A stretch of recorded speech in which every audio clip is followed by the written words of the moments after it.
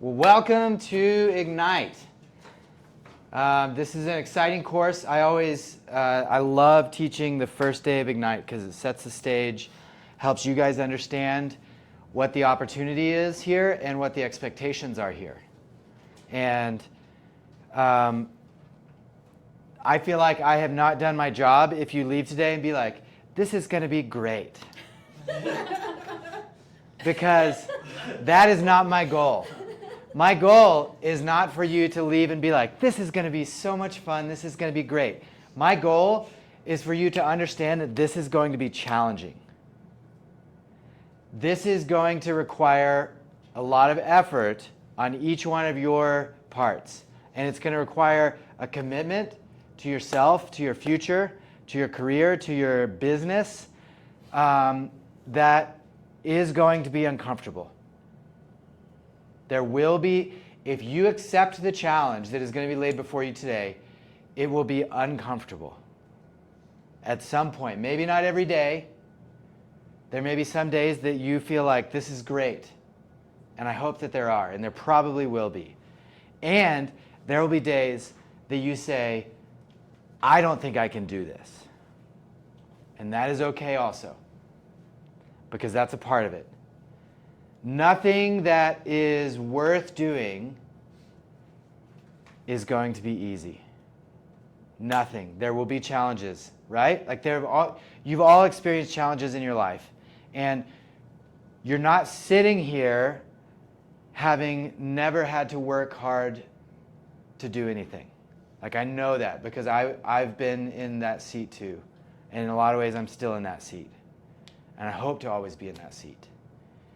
And yet, I can promise you, because I've seen it with my own eyes and I've experienced it in my own life, that if you do the things that we lay out in this course, if you do them and you commit to them and you dig in and you get through the hard that comes up on the daily basis and you commit to the activities that even on the morning that you wake up and you say, I don't think I can do this, but I'm going to do it today. I don't know if I can do this, but I'm going to do it today. If you have that attitude, 4 weeks from now, which is the end of this class, 4 weeks from now, your life will be in a different trajectory than it is right now. It will be moving in a different direction than it is moving right now. I promise you. And I say that with the backing of sitting in this place, starting this course. This is probably my 7th time starting this course off. And so I've seen it. I've also seen, we've got 6 of y'all in the room today. I've seen it where we started out with 6 in the room and we finished with 0. I've seen that too. I've seen it where we started with 10 and finished with 4.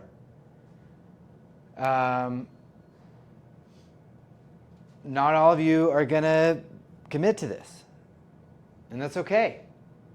I'm not going to hold it against anybody. If midway through this thing you say, oh, I'm going to go do something else. I want to be really honest though. If that's you and you decide that you're going to go do something else, you're probably not going to find traction in your real estate career. And so if you decide that real estate is going to be a side hustle and you're really going to focus on something else and you'll catch what you can in real estate, that's okay. I've seen a lot of people do that successfully. And there's nothing wrong with that. I'd say the only thing that would be a problem is if you're not honest with yourself about where you are, about how you're feeling, and about what you're going to commit to and pursue. Whatever you do, I want you to be honest with yourself. And I want you to be, don't deceive yourself to your financial detriment. If you're going to do something else and real estate may be a side hustle, or maybe real estate is not your jam. And there's no judgment that will come from this side of the room. Okay? And I can promise you that if you commit to doing this, you will have some degree of traction in your business 4 weeks from now, even if you feel like you have none right now. And not every day will be fun. All right? Y'all ready to get started? Yes. Okay. Cool. Let's get started. So you should have some coursework in front of you. Today's session is very much about setting the stage, both for what it is like to have a career in real estate in general, and what it is like to be an agent at Keller Williams, and the opportunities that will be in front of you in our office here. And so some of this, for some of you, will be a little bit of review. I'll say this though, even if this is review, you're going to hear it about 10 more times over the next couple of years in our company, because we're going to tell you it over and over and over and over and over again. And it's important for you to understand at a deep level. Every time you hear it, it's going to hit you a little different. You're going to resonate with some aspect of our culture or of our values, of our history, every single time you hear it. And that's why we say it over and over and over. Okay, the rhythm of Ignite. And this is a simplified version, as you can probably see from the deleted columns. The rhythm of Ignite that we are going to hold in this round, in this course, in this session right now, starting today, is that you will spend about 2 hours in what we call facilitated learning mode, which is this class. You're going to, in this room, on the Zoom, if you can't make it in every day, we're broadcasting these, okay? KWP training room, same link as everything. If you can't make it in, please go ahead and participate. If you know you're not going to make it in, let's connect so that I can get you the materials so that you already have them. They're all available to you. You have access to all of these through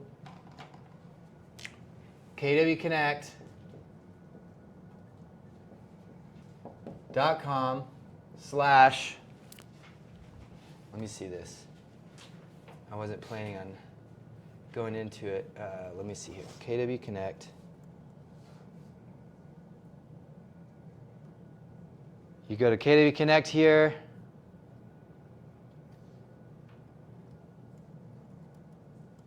We're going to search Ignite. Watch what happens. Ignite. Let me see what this says. KW Connect / details. Oh, come on. There has to be a better way to get there. If I just hit Ignite, does it do it? No, this is Ignite Classic. We don't want Ignite Classic. Okay, so go to kwconnect.com and search Ignite. That's how you get all the coursework. Okay? Once you are in the Ignite portal, this is what the search results will look like. You click Ignite right here. It'll get you into the Ignite portal. If you go to Materials, that second tab, Ignite Participation Guide. That's like all 450 pages of it in one document. So if you want to download that and have it on your computer already, then you can always have your materials with you. Even if you're zooming in, you can, and so you pull this up, and it is 355 pages long. It's every single day. So you can just scroll down to whichever day that we're on and pull it up and follow along. Okay? I want you to be successful even if you're not going to be in this classroom. And I understand that there are times when you can't be. So, no big deal. So 2 hours in this class. How many of you have taken any college courses at all? Everybody. Okay. So how many of you in those college courses took a college level science class?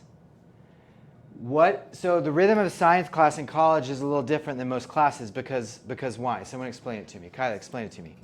I think labs have a lot to do with it. Labs and like classroom presentation, right? And so In the labs, that's like when you're getting your hands on and doing some activities, right? And you get more credit for science classes because you have the additional lab in most cases. So this, when we're in here, this is like the facilitation, the facilitated learning. This is like when you're sitting in a lecture hall and you're taking notes on the lecture. 2 hours of a success system I have on there. It could really like 2+ hours, really, because if you can get it all done in 2 hours, then, and by the end you probably can. You'll be in a rhythm and you'll be trucking along. But that's like the lab. That's where the concepts that you're learning in the lecture, you get to see actually manifest in real life in a lab setting. So that success system is where you're going to be having conversations with people about real estate, where you're going to be following up with leads, you're going to be door knocking, you're going to be circle prospecting, calling people, cold calling, you're going to be calling expired listings for sale by owners, you're going to be inviting your database to an event that you could host, all these types of things. That's where it's called a success system, because that's where the success in your business is going to show up.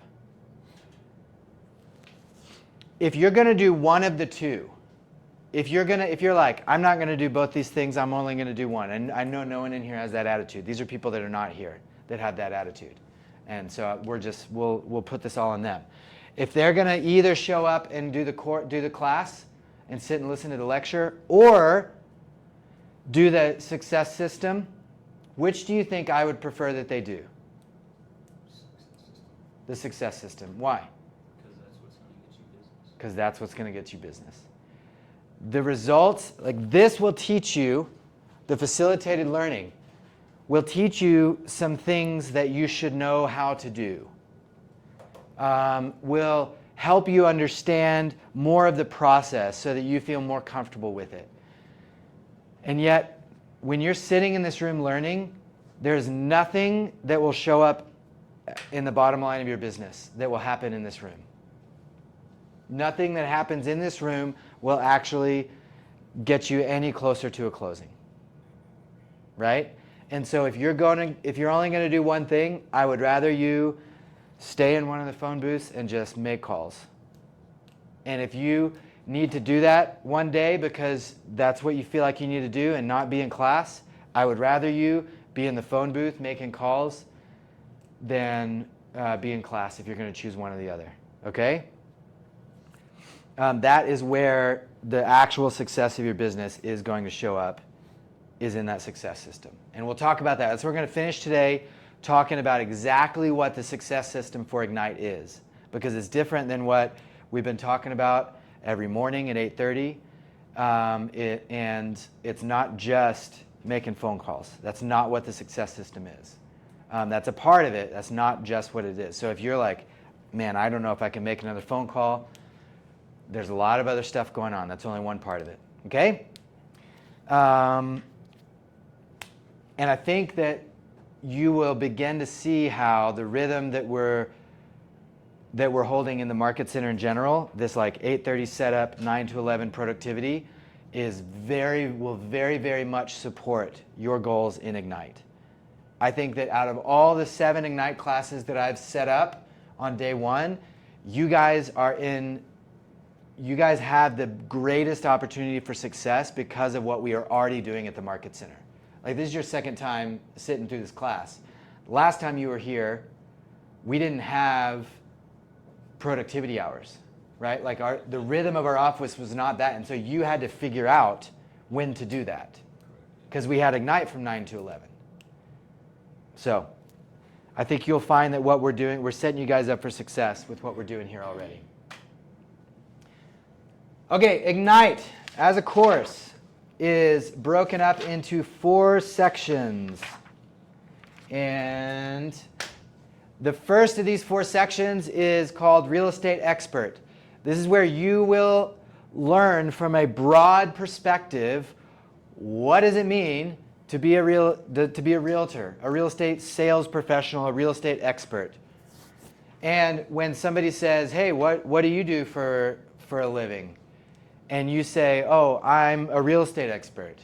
And they say, huh, what does that mean? This gives you all the things that means. And I would encourage you to come up with your own version so that when you're at a backyard barbecue, and I guarantee you this will happen, you'll be at a backyard barbecue and somebody will say, what do you do for work? Come up with your own version that's not just like, oh, I'm a realtor. And they're like, oh, I don't want to talk to you then. No, I'm a real estate expert, or I'm in real estate. Oh, what does that mean? And then you have something to say that is unique, that is different. You're going to learn a lot about what being a real estate expert means. Today is very much a setup day. We're not going to dig into a whole lot of specifics about your career. This is more of like, here is what the opportunity is. Here are the resources that you have. Here are some things that you need to be aware of that you can take advantage of. That's what today is. Jordan will teach tomorrow, Embrace Your Job. I think Dan Hillman is Connect with Your Market. And I don't remember who Define Your Value is. Stephanie? Oh, awesome. So every day you're going to have a different trainer. And these are hand-selected. And these are they're not paid to be here. They're doing this because they've been in your seat too. And which also means that you'll have an opportunity to be up here in the future, to share, to follow this curriculum, share some of your insights around these different things. So this is Monday, today, Spark Your Career. Tomorrow, Embrace Your Job. Team meeting is on Wednesday. There's no Ignite. You'll just focus on the success system, and we'll talk about that. Thursday is Connect with Your Market. Friday is Define Your Value. Right? Next week, there's no team meeting next week, and so it will be Monday, Tuesday, Wednesday, Thursday, Friday in the lead generation section. And that's what next week, all of next week, every day will be focused on lead generation. Because I heard once, and I don't know if you guys have heard this, that there's nothing that has a greater impact on your business than the number of leads that you have. And Gary Keller said that. You'll hear me say it again. So generating leads and understanding what generating leads looks like is a really, really, really important piece of the puzzle.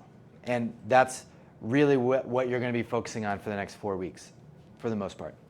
Lead follow-up, because the fortune is in the follow-up, is the third section. Again, there's a team meeting that week, so it'll be Monday, Tuesday, Thursday, Friday, with a team meeting in the middle. All right? And then the transaction, the very last section, will go across a week and a half. So we'll do 5 days, and then Monday, Tuesday of the next week. And that will be Ignite course for this round. We're not taking a break in the middle like we have in the past. We're charging straight on through 4 weeks in a row, every single day in this class and broadcast online. Questions about the rhythm of what we're doing here, the flow of this course? What do you do if you can't make it into class one day?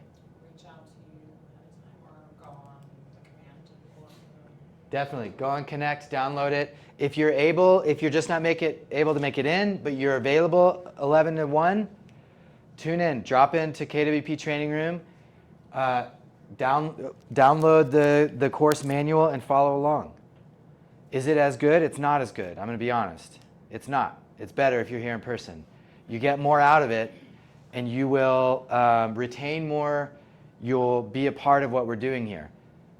Is it better than nothing? Absolutely. If you're not available from 11 to 1, we are recording all of these, and we're going to be uploading them to YouTube. And so I would encourage you, just because you're not available between 11 and 1, if you have a long day, 9 p.m., turn it on. Get into it. Watch the course. On YouTube, you can speed it up. If I don't talk fast enough, you can speed me up. I tend to get going pretty quick, though. Yeah, there's a lot of great stuff here. And next time this comes around, I would encourage all of you to do the whole thing again. Like, this is not a once and done thing. every time it comes around, see where are the areas that you want to grow, and definitely dive into those classes. And yet this is only half the course. The real course is what you're going to do outside of the class. Okay, today's agenda. You can see it on the board here. We're going to go through a number of these things quickly for the sake of time, because I've already spent 20 minutes of our time just talking a little bit. So let's jump into it. All right, Gary Keller says that anyone can do it, not everyone will. Will you? This is from the Millionaire Real Estate Investor, one of his books. Anyone can do it. This is an opportunity, real estate sales and real estate expertise, because ultimately, like, your role in real estate is going to go beyond just sales. Many of you have probably already realized that. This is not just about selling. You need to be an expert that can step into any real estate conversation and have value to add. And so this is an opportunity that anyone can pursue.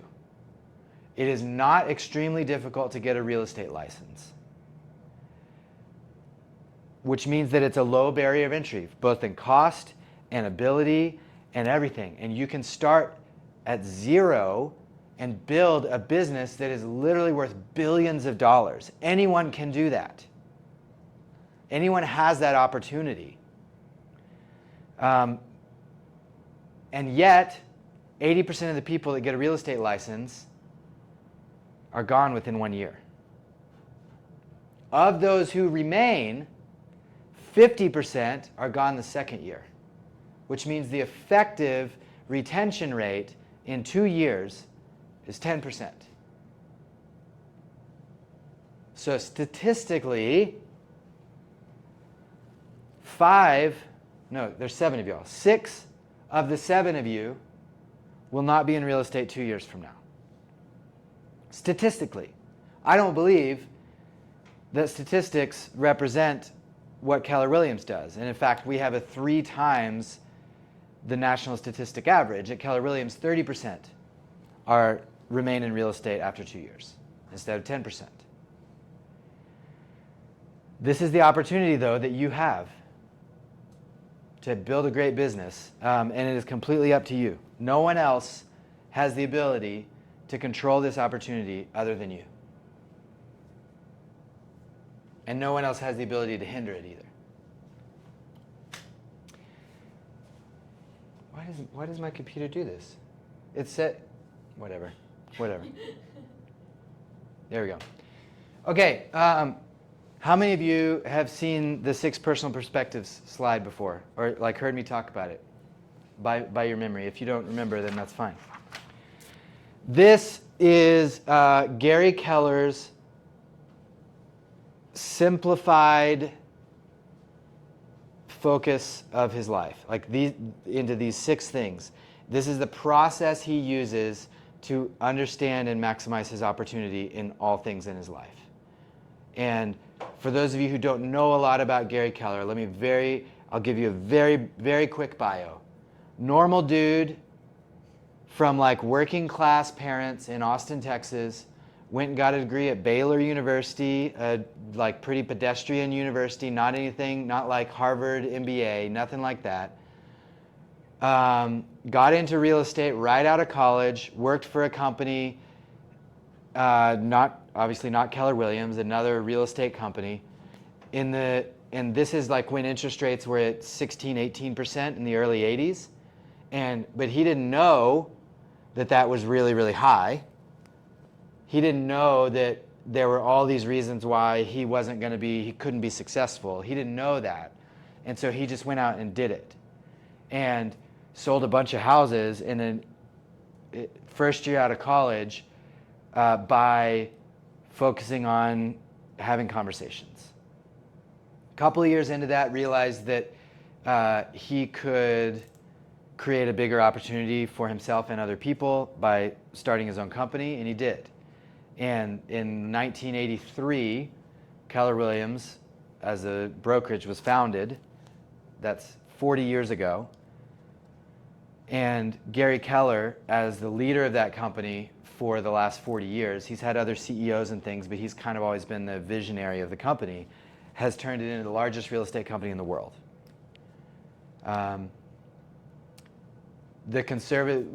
We were looking at going public. The company was looking at going public a couple of years ago, and they had a private valuation performed. Company was valued at $40 billion. And I imagine that of that 40 billion, Gary Keller probably represents about 50% of the equity of that company. So his personal net worth just in Keller Williams is probably about $20 billion.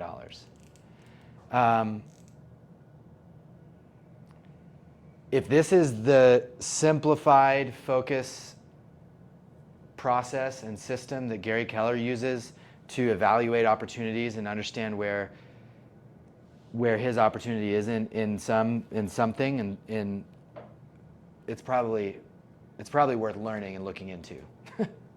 As a guy who's built dozens and dozens of massive businesses, the biggest of which, Keller Williams, is the largest real estate company the world's ever seen, and still the fastest growing.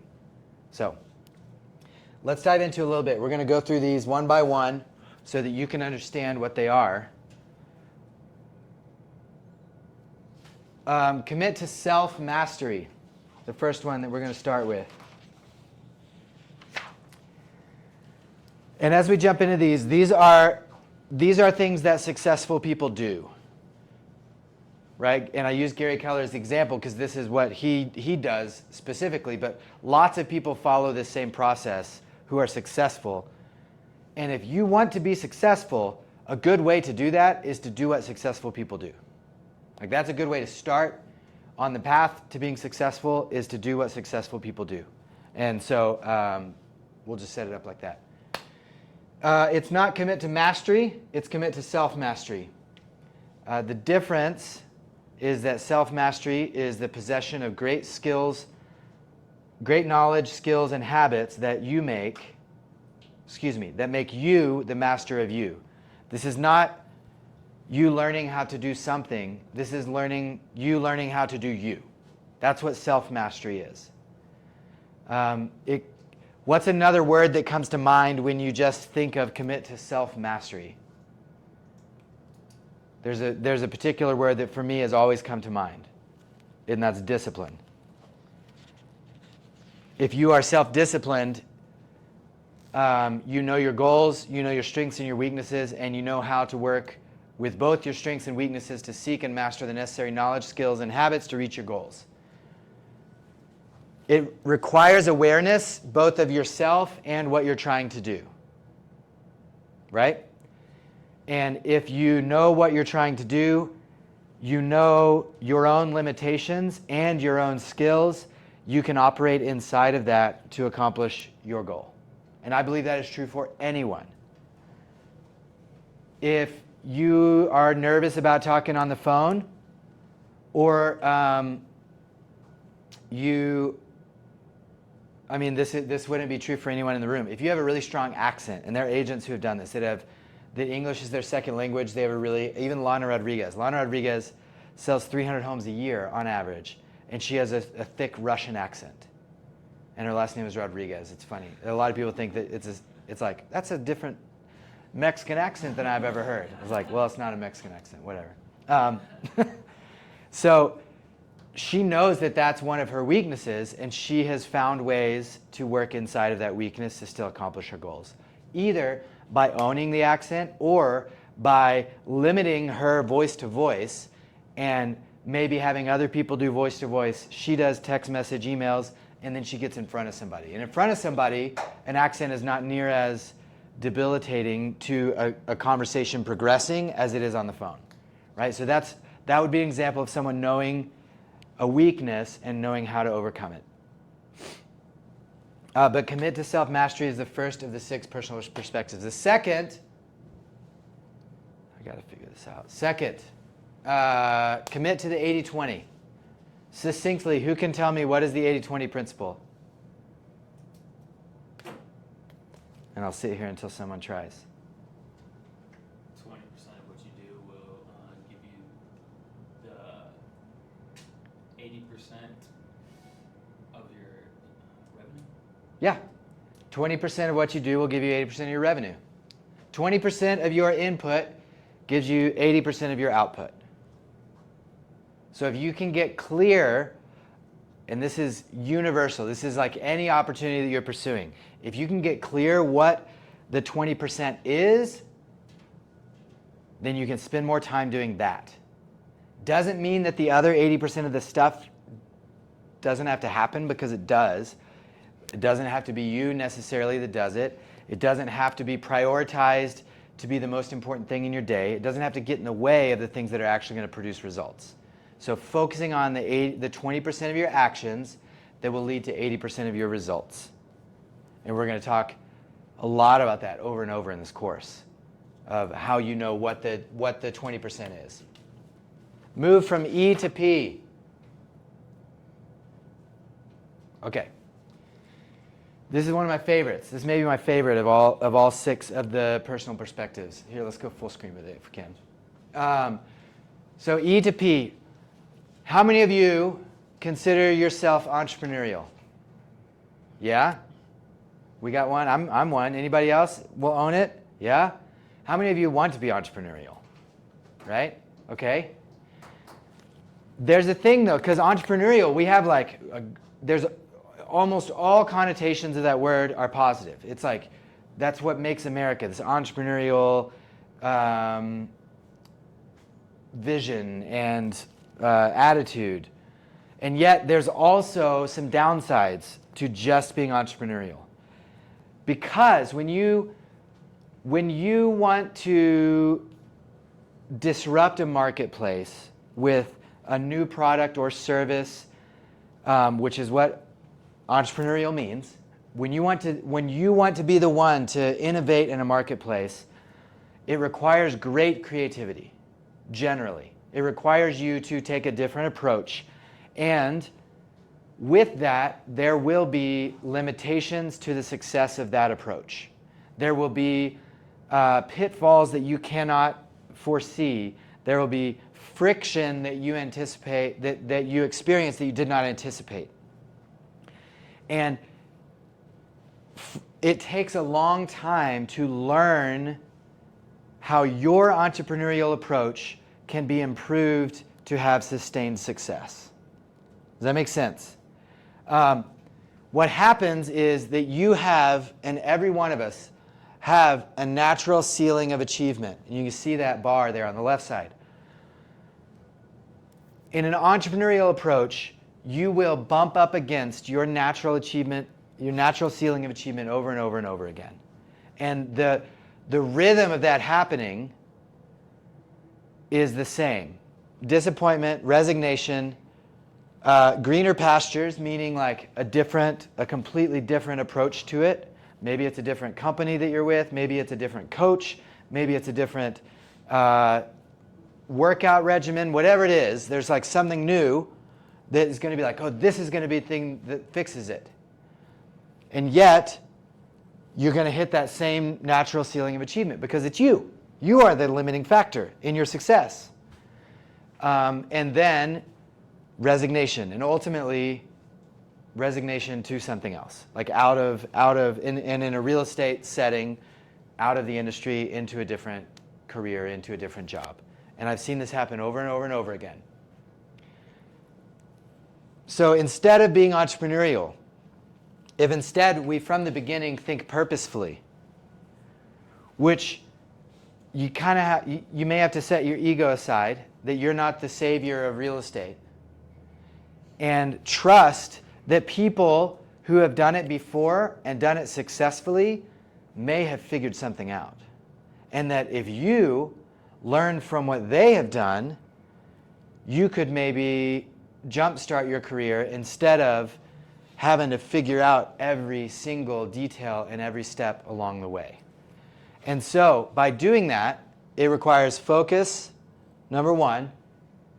I think that number one actually is setting your ego aside, and that maybe that's what the E is. You set your E aside.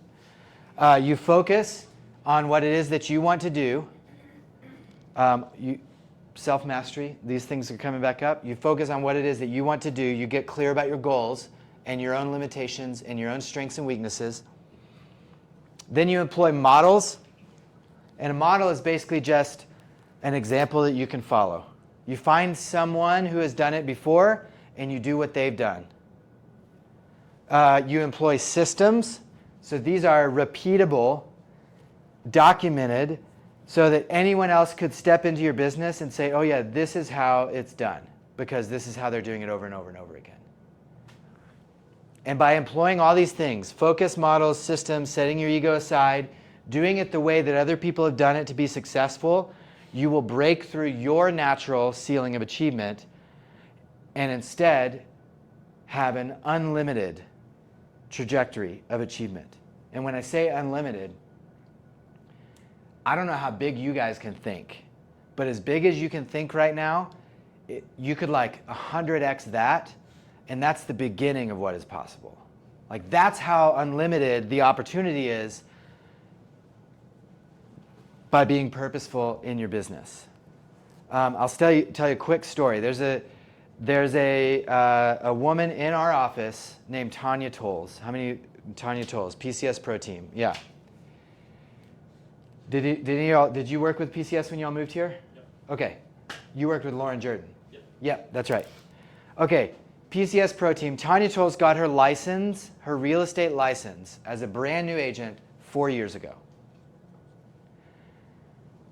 For the first year, she was figuring out what it was that she wanted to do. She was figuring out what models she wanted to employ, what systems she wanted to build, and got really clear about her mission, what she wanted to do in serving military families.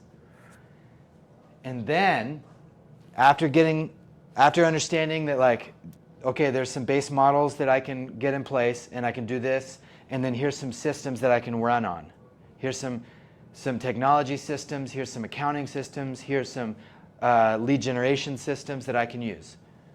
She started tearing, and she hired a couple of admins, she followed the model in the MREA, she hired admin first, and then agents, and then grew this organization to where 4 years later, she sold, gosh, I don't know, 1,400 homes across 17 states. She has 75 people in her organization, and like her revenue last year, I want to say it was close to $8 million revenue in her business. And her take, she made like $2.5–3 million as profit. She's 4 years into the business. She didn't do it this way. Like she recognized that there's a lot of stuff already in place, and I can just kind of stair step my way up to some new territory. And she's experienced some of these bumps, absolutely. But they're bumps that are way higher up here. Like it's not just a smooth trajectory. There's bumps that you'll hit for sure. Especially like Tanya, when you get out in front of like where the industry is and you look around and there's not a whole lot of models to follow anymore. That once you get to a certain level of success, you do have to be entrepreneurial. And you will have to bump your head on a ceiling before you understand where the model and the system is to break through that ceiling. And yet it wasn't her natural ceiling of achievement.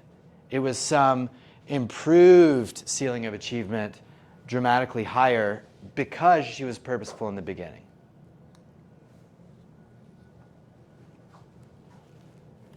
Moving on. Make learning-based the foundation of your action plan. So keywords here, learning-based and action plan.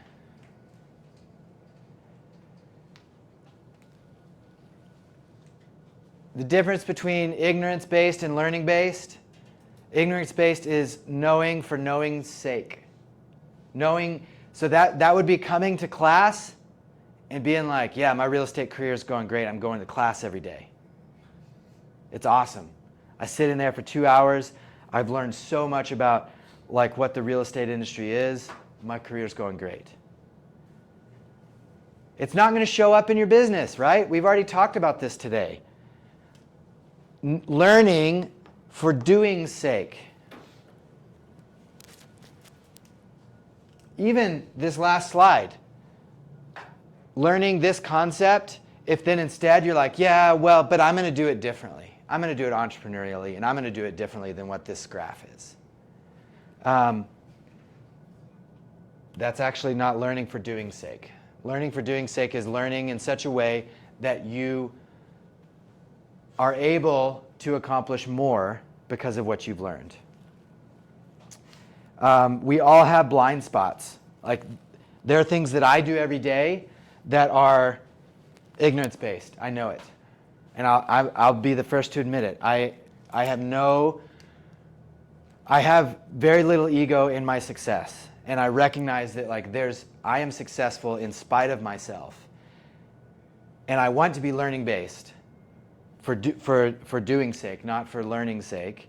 And yet there are things that I don't know that I'm ignorant about, which is why surrounding yourself with people who are smarter than you, who have done more than you, who have accomplished more than you have, who have the level of success that's higher than yours. You do that, and you're going to pick up things, number one, and they're going to speak into your own ignorance. And they're going to say, my advice would be you not do it that way, because I did it that way, this is what happened, I learned from it, and now I do it this way. They're going to help you shortcut, and that's what being learning-based for doing's sake, for your action plan. So learning-based as the foundation of your action plan, not as the foundation of your knowledge base. Make sense? Like, you got to connect those things, that when you learn, the whole point is to get into action. And that should survive this class. When you learn something, employ it into action in your life. And that's where the productivity will actually show up. Here's an Albert Einstein quote. "I'm neither especially clever nor especially gifted. I am only very, very curious." But he didn't just sit around with his curiosity, obviously. Okay, number 5, remove your limiting beliefs. Who could tell me what a limiting belief is? Thinking that you can only set 5 appointments today, when really you can set as many as you want. Thinking that you have a limited opportunity, right? My opportunity is to set 5 appointments. That would be the most I could do. Is it bad to set 5 appointments? Sounds great. No.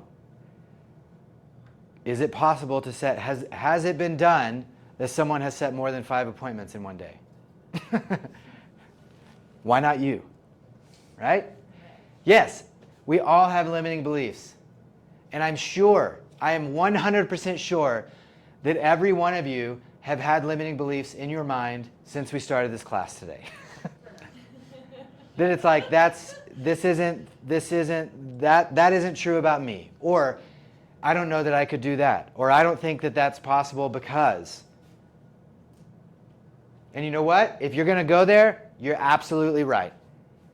You're absolutely right. When you unlimit your thinking, you unlimit your success. In order to successfully develop at a higher level, you must clear your mind of limiting beliefs first. Throughout Ignite, you will learn how to combat your limiting beliefs and turn them into action. What limiting beliefs are you having right now as we embark on this new career? Whoa, there's an activity here? All right, there is. Let's do an activity to unlimit our beliefs. Refer to, let's see, the Reframe Limiting Beliefs activity in the participant guide. I don't have this in mind, so I'm going to have to pull this out. What page are we on? 1.8.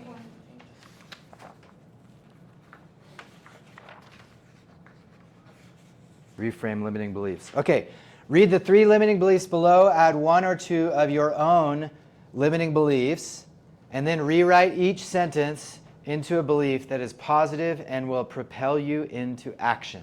Okay, I want you to actually do this. We're not just going to talk about this. We're going to get into action. So the first 4 here are done for you. These are limiting beliefs. I have to be an expert and know everything before I can begin my business. I'm not valid yet. How many of you have had that belief? Like, be honest. I have to be an expert and know everything before I can begin my business. Yeah? Thank you. Thank you for being honest. That's a very, very common, which is why they have it first. So spend a minute, reframe that limiting belief.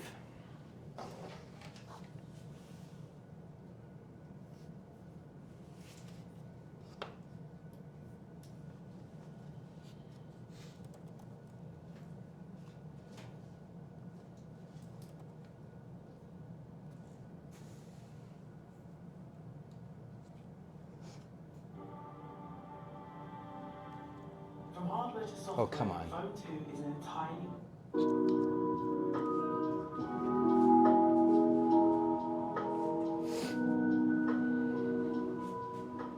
I want you to go through all 4 of the first ones. And then somebody be brave and put a couple down that you're experiencing. And you don't have to share them if you put them down. This is for you.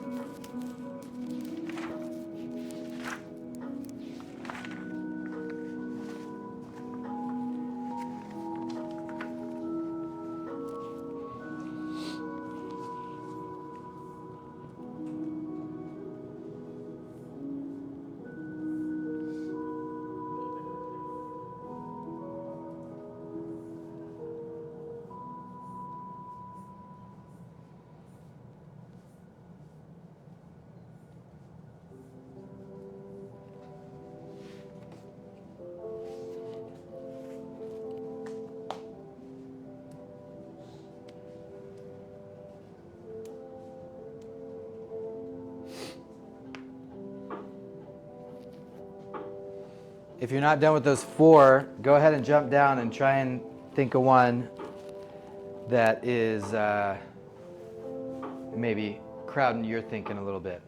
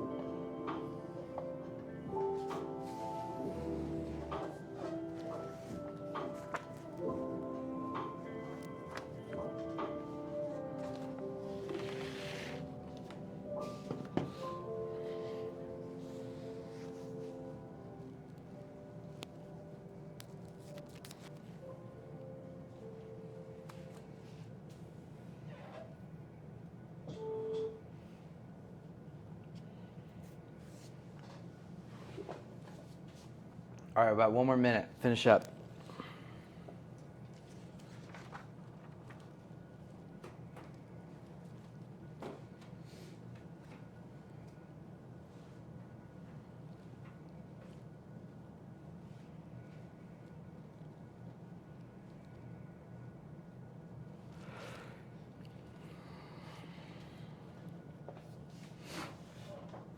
Okay, let's get back together here. I don't know how I can achieve a profit goal that will fund my life this year. What's a reframe of that one? Somebody came up with. I need to set 5 appointments a week to reach my goal of financial freedom this year. Right. So you moved it into action, right? Yeah. So if you're thinking, I don't know that I can do this. I don't know. I don't have the money to make this work. Create an action plan that overcomes that. If I set 5 appointments a week, I will reach my goals. So you've moved from a limiting to an unlimiting belief. And now you can be empowered by that rather than debilitated by it.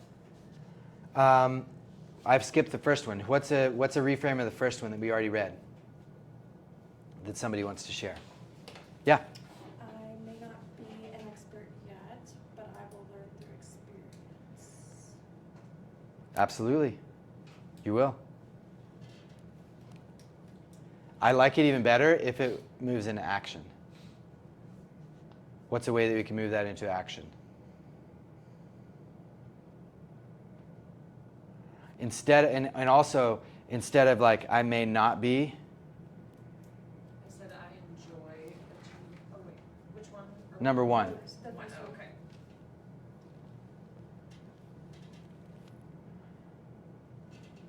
Maybe I am becoming an expert every day through my experience, right? You like that better? You see how it's even more unlimited? And it's an affirmation. You're telling yourself, I am doing this. Okay, what about the third one? I'm not comfortable talking with people about real estate. How many of you have thought that? Like, I'll raise my hand. There are times, even now, I am not comfortable talking with people about real estate. So what's a reframe?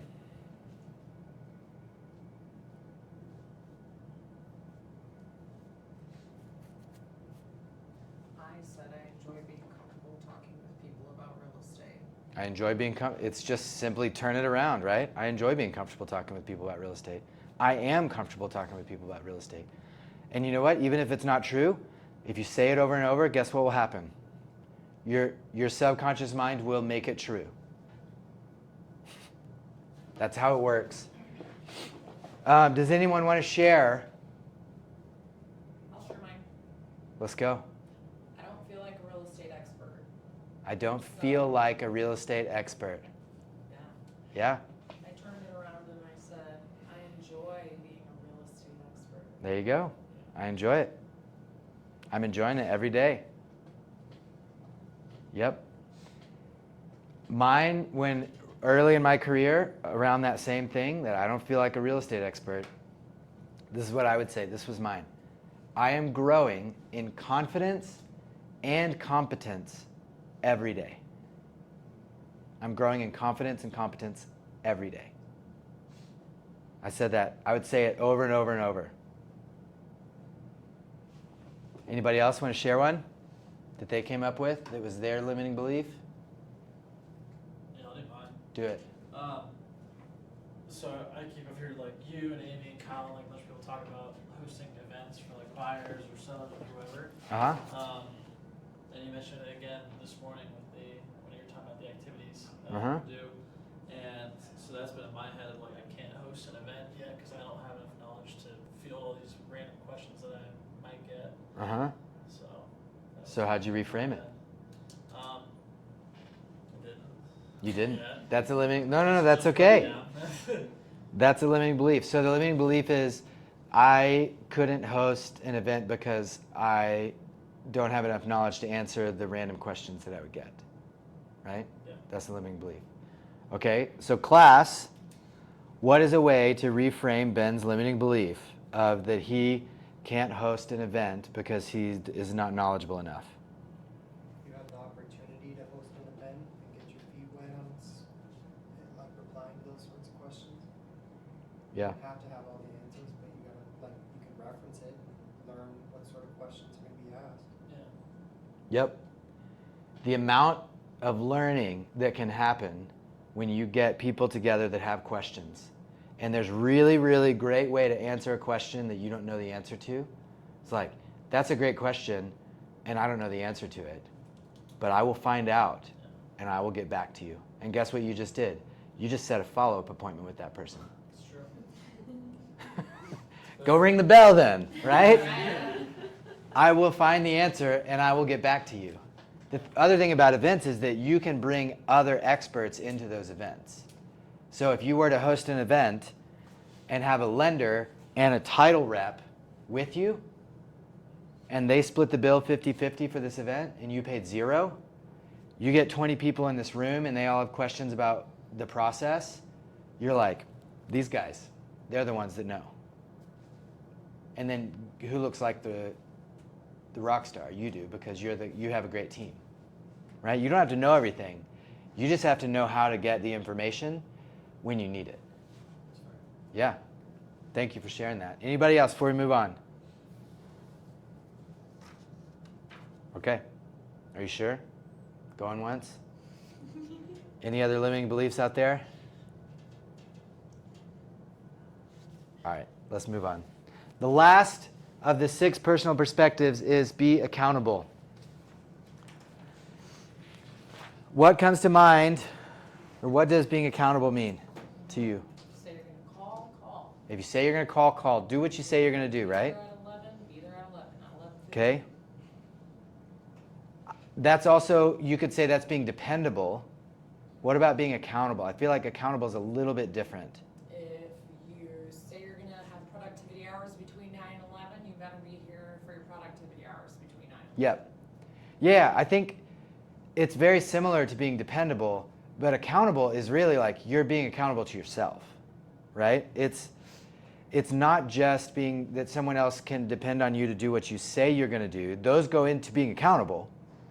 It's like a next step where if you're going to be accountable, then you are going to know what the situation is, you're going to own it, and you're going to do the things that are necessary for you to overcome it.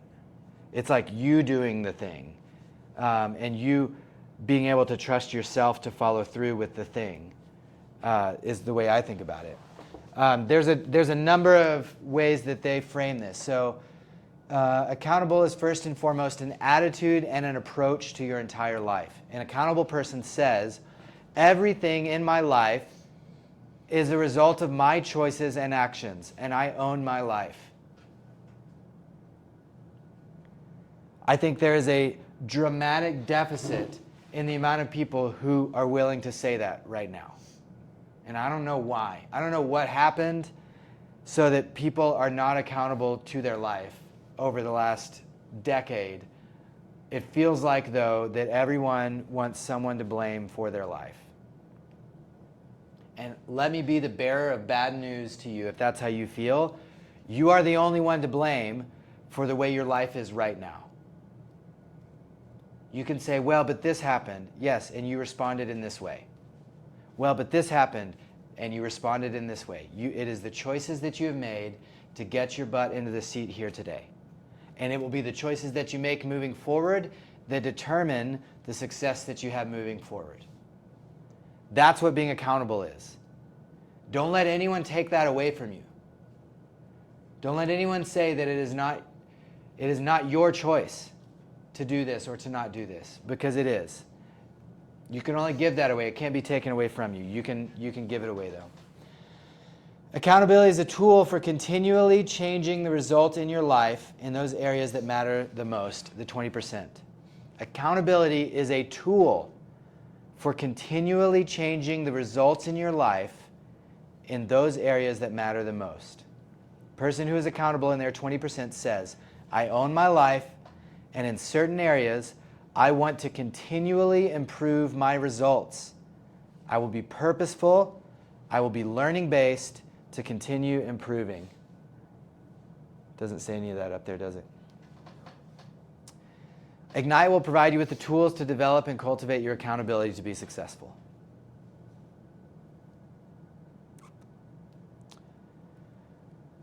What are some ways you can be accountable right now? Thinking of it from an attitude and approach that you own your life. What are some ways that you can be accountable right now?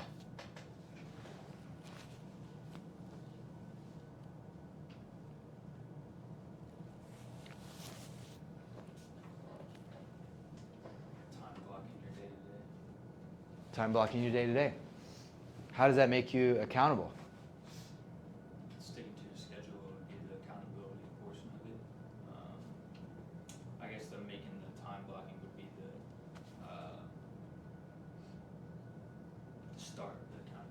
guess. Well, no, I mean, you're 100% right. Let me just say that.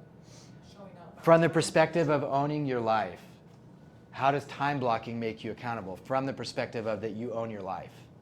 You're setting yourself on a schedule on what needs to get done for the Right. day. You're not letting anyone else determine what you're going to do in this time block. Right? You're owning, for the next 2 hours, I'm not going to let anyone determine what I'm going to do other than me. I'm the only one that is going to determine what I'm going to do in this time block. Absolutely. I would say that that's the answer. That's like the epitome of being accountable, is that you're going to be in charge of your time. What did you share, Ashley? Oh, just showing up for yourself on time. Right. Sticking to your schedule. Yeah. Exactly what you said. Exactly. You're not letting anyone else determine how you're going to participate. Because I'm going to be honest, how you participate in here is how you're going to participate out there. 100%.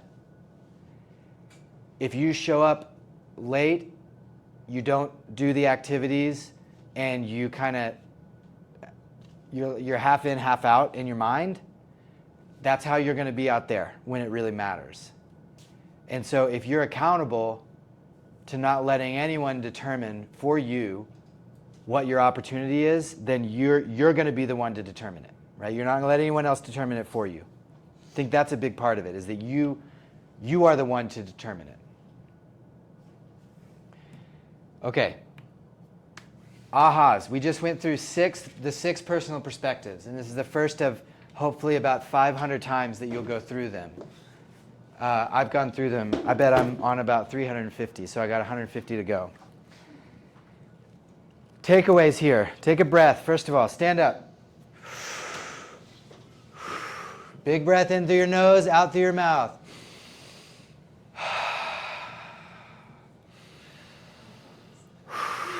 Okay, sit down. Change the energy a little bit. What are you thinking? What's an aha? An aha, what does aha mean? Does anyone know? Like a takeaway. It's a takeaway. AHA, though, we make everything's acronyms. AHA, agents helping agents. That's what an aha is. Agents helping agents. If you have a takeaway from this, an aha, someone else probably does too. And if they haven't yet, by hearing you talk about it, it will help them understand it more. So an aha is really a way to help everyone understand this at a deeper level. Removing your limiting beliefs. Removing your limiting beliefs. You had some walls you were holding up there? Yeah, definitely. Yeah. Yep. Holding myself to what people call like successful or average is different for everybody. Right. And just to remember to pull myself out of the average, conversation around me and realize that I'm above that. Average. Man, average is such a limiting belief. Yeah. Thank you for sharing that. Absolutely. Average is such a limiting belief. Right. And even, there's a lot of them. I think that what other people determine to be success doesn't have to be what you determine to be success. No one gets to take that from you. You get to determine what success is. And I think it's a limiting belief that other people get to determine that. What else? Ahas. A couple more. Okay. Yeah. I really love how everyone kind of has the same idea or like a starting point. Like we're all so inexperienced, but to turn that around, like we have a network of experts. Like I have my team that Yep. I can leverage as I move up in the business. Yep. Absolutely. You're surrounded with people who know more than you.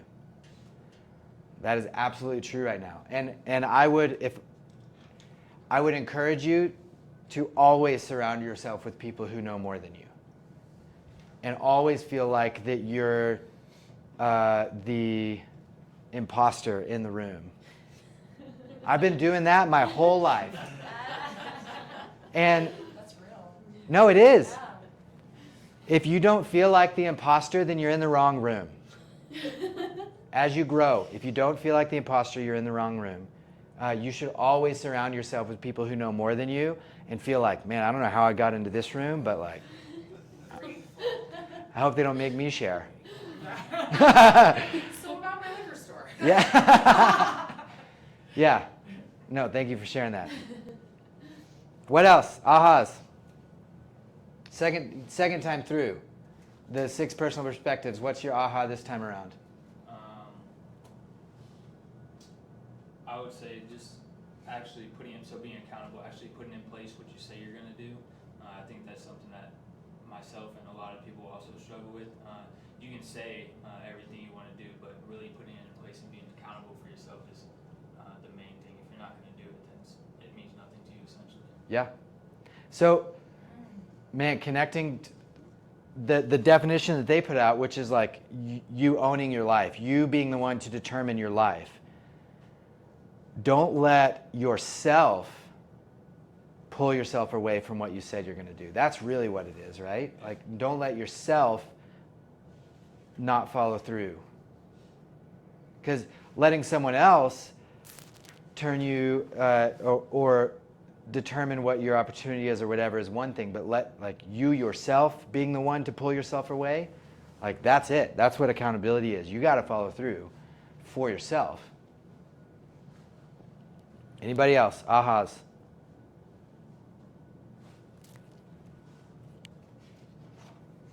There's one more out there. I know. I can feel it. Somebody's got it. One more.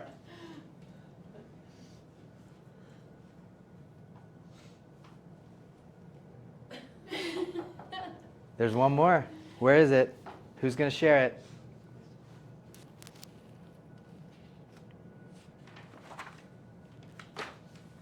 For me, it was the entrepreneur versus the purposeful, E to P, you know, dude.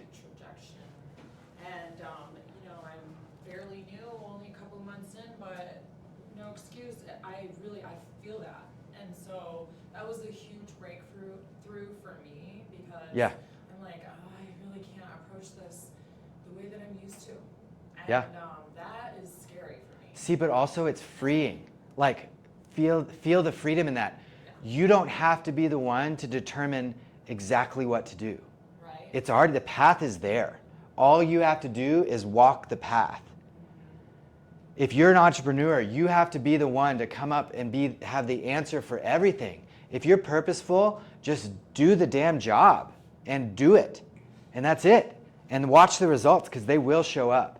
And E to P, I said that that's my favorite one. It's because you can use it in every area of your life. You can E to P your relationship with your spouse. And that sounds crazy. It sounds crazy, but it is. There are so many things that I have learned in my relationship with my wife that I was approaching entrepreneurially, and I was hitting my natural achievement ceiling. And it was causing friction. And I'm like, what the hell am I doing this for? And then like, what's the best way? Talk to someone, talk to a number of people. What's the best way to handle these kind of situations? And I'm going to do that. And then it's like, wow, marital bliss. E to P. It shows up everywhere. In your relationship with your kids, in your relationship with your friends, in the way that you manage your money, in the way that you look for good deals for something you need to buy. Like, you can E to P everything in your life. You can E to P it. And instead of trying to figure it out on your own, see how somebody else did it, be like, oh, that's a smart way to do it. I'm going to do it that way. That's E to P. That's all you just did it. You didn't even know it. So you likely already E to P in a lot of different areas, and you didn't even know that you do that. Because if you go watch a YouTube video on what's the easiest way to do something, you just E to P'd it. Right? I do that all the time. Right. So expand that into every area of your life and like imagine what can happen. Okay. KW culture, we're going to blast through this. The culture of KW is very different than any company that I've ever been a part of. And there is a lot at the national level, at the regional level, and at the local level that you will learn about over time. I'm going to hit some highlights right now. And I would encourage you, as you continue being involved in the office, you will see these played out in real time. And you will see that we endeavor to live the culture of our company on a daily basis. So MVVBP. Mission, vision, values, beliefs, perspectives. We have these on the walls of our company here. The mission of Keller Williams, it didn't, is to build careers worth having, businesses worth owning, lives worth living, experiences worth giving, and legacies worth leaving. To build. Effort is required. Work is required to build something. Yes? So all these things are built with much effort. And yet, when you surround yourself with people who are all wanting to do this, you'll get drug along whether you want to or not. And this is, I don't know anyone who could read this and be like, no, I don't want to be a part of that. Right? Business is worth owning. That's a big part. In order to have a business worth owning, you have to know what your business is producing. You have to know the profit and loss, the P&L of your business. And you have to know what your numbers are. And that's something that we're going to talk a lot about, is how to do that. But the point of that is so that you can have a life that you really enjoy living. And that you can share your life with others through experiences that you're able to provide for them. And ultimately, to change your community, your family tree, the world with the legacy that you can leave behind. It's exciting to work for a company like this. Our belief system is the Y4C2Ts. When you hear Y4C2Ts, now you know what it means. It's our belief system. It's written on the wall here. Win, win, or no deal.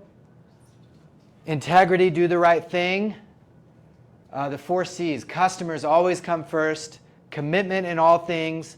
Communication, seek first to understand. Creativity, ideas before results.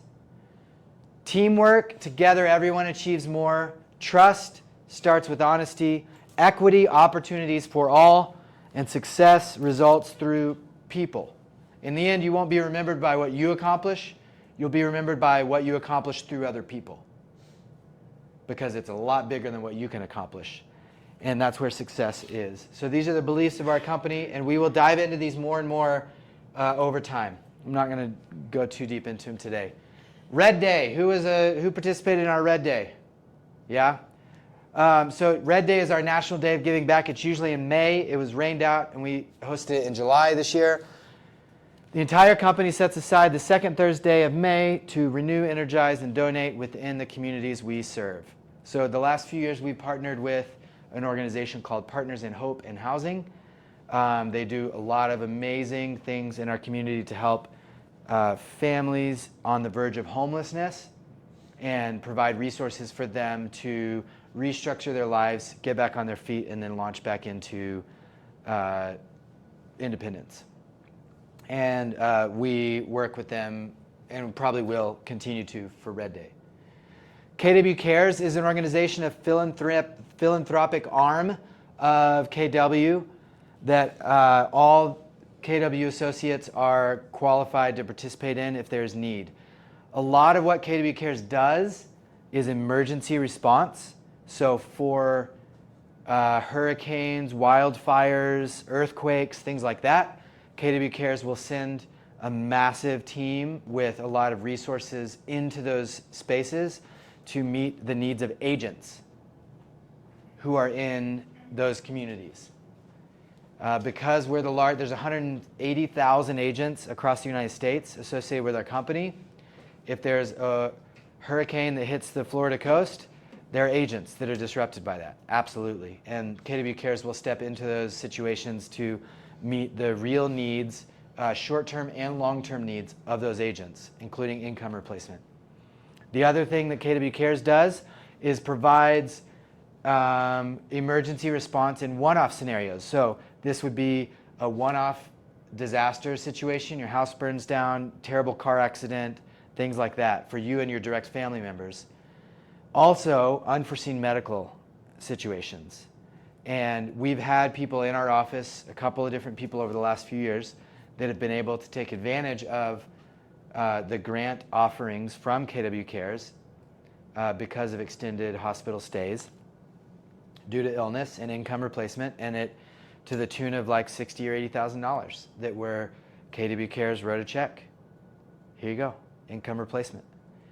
There's a local version of this too, KWP Cares, that we maintain. I think right now we probably have $15,000 to $20,000 that we have in reserves that we are able in certain situations to meet short-term needs of agents in our office.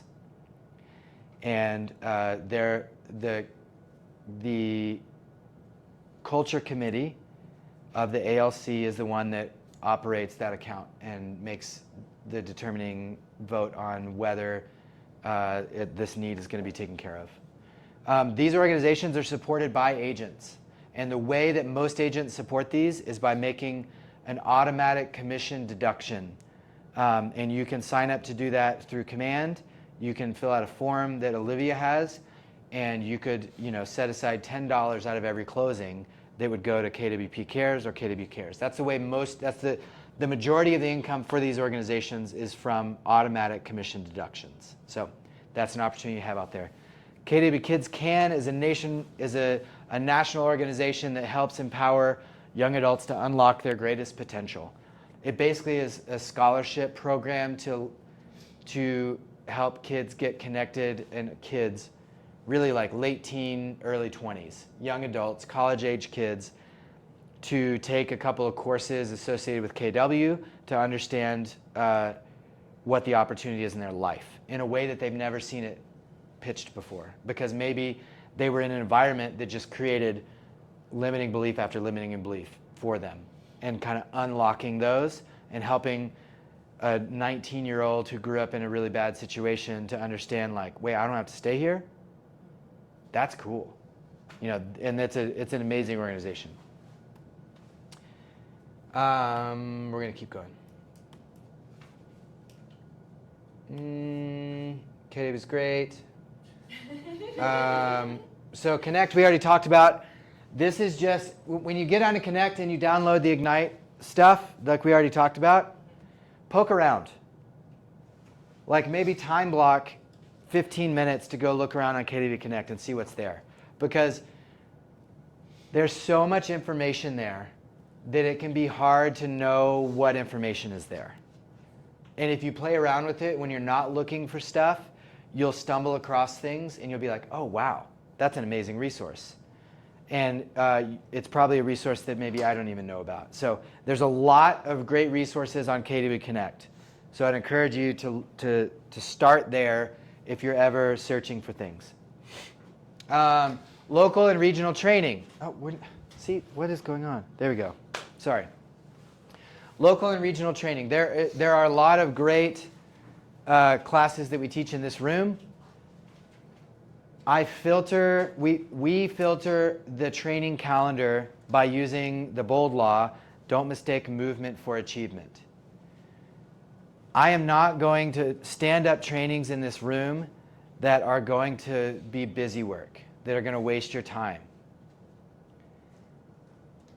That being said, if there's a day that there's not a training in here, it's because the only available trainings or opportunities were maybe not worth standing up. And I don't want to waste your time. And yet, that also means that if there is a training going on in here, we believe in it. And we believe that there's value in it that you can take into your business, put into action, and that it will show up. My computer just does things, doesn't it? So that's at the local level. Regional trainings. We just got back from Rocky Mountain Summit up in Vail. It was a great training experience. There's a lot of great resources. On about a monthly basis, there is some kind of regional training. Some of them have a cost associated with them, and so totally understand if it's not an opportunity that you want to pursue. Some of them are absolutely free, and if you don't take advantage of those, I don't know what to tell you. They're great. Where do we find the regional trainings? I will always announce them at the team meetings, and they'll be on the calendar. Okay, cool. So that's it. And then there's probably a KW, there's probably a regional Facebook page.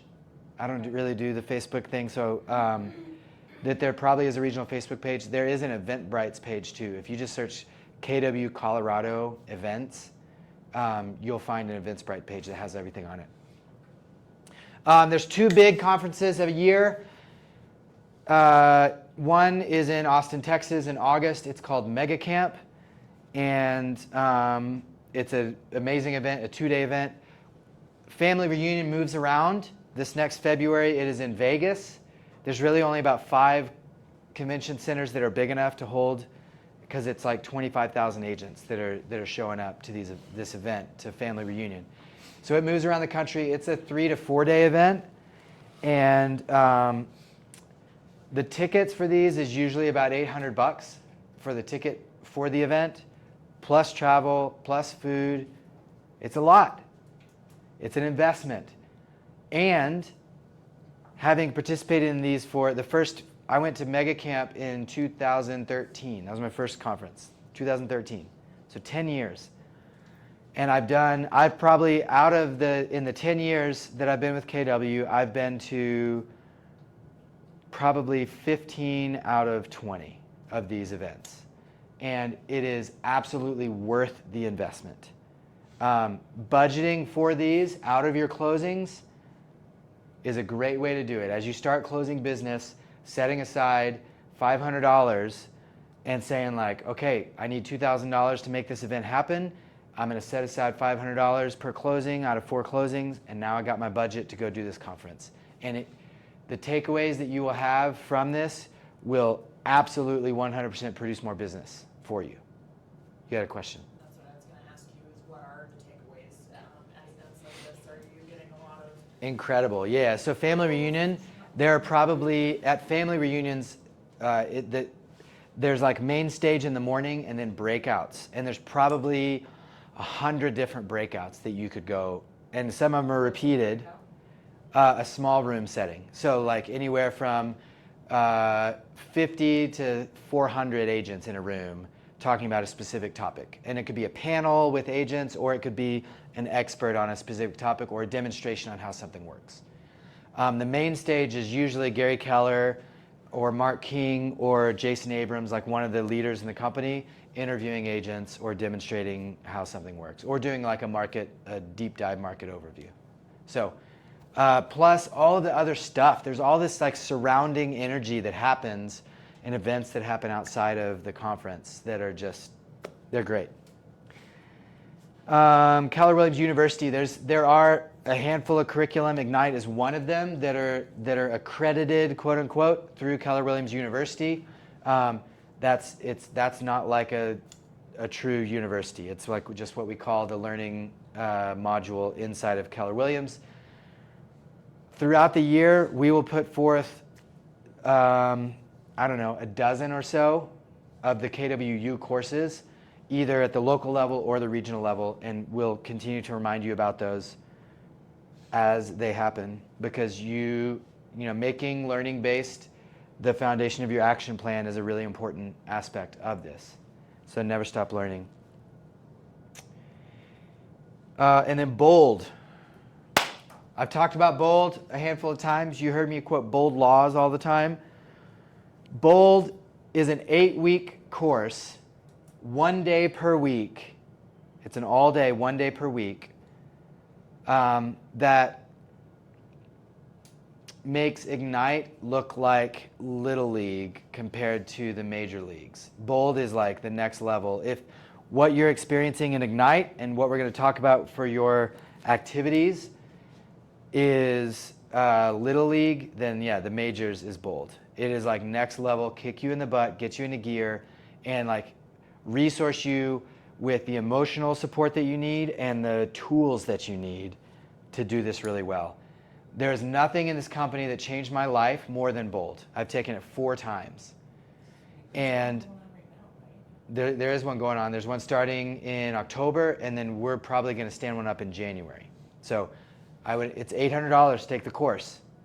We're going to make a deal where that if you pay for it, we will reimburse you the $800 across your next 2 closings. And I would never want money to be the reason why someone can't do this. If you can't pay for it, I would want to have a conversation with you about the level that you are going to show up and set some expectations around that. And I'm happy to talk about that, about how to make it happen. Money should not be the reason why you can't do bold, okay? Because the average, this is statistically over the last like 10 years that bold has been going on. The average bold participant creates 12 pieces of business in the 8 weeks of bold. So that doesn't mean that you have 12 closings during the 8 weeks, but like your activities in bold will turn into 12 closings over the next year, right? So the average sales price, the average GCI in Colorado Springs right now is $12,200.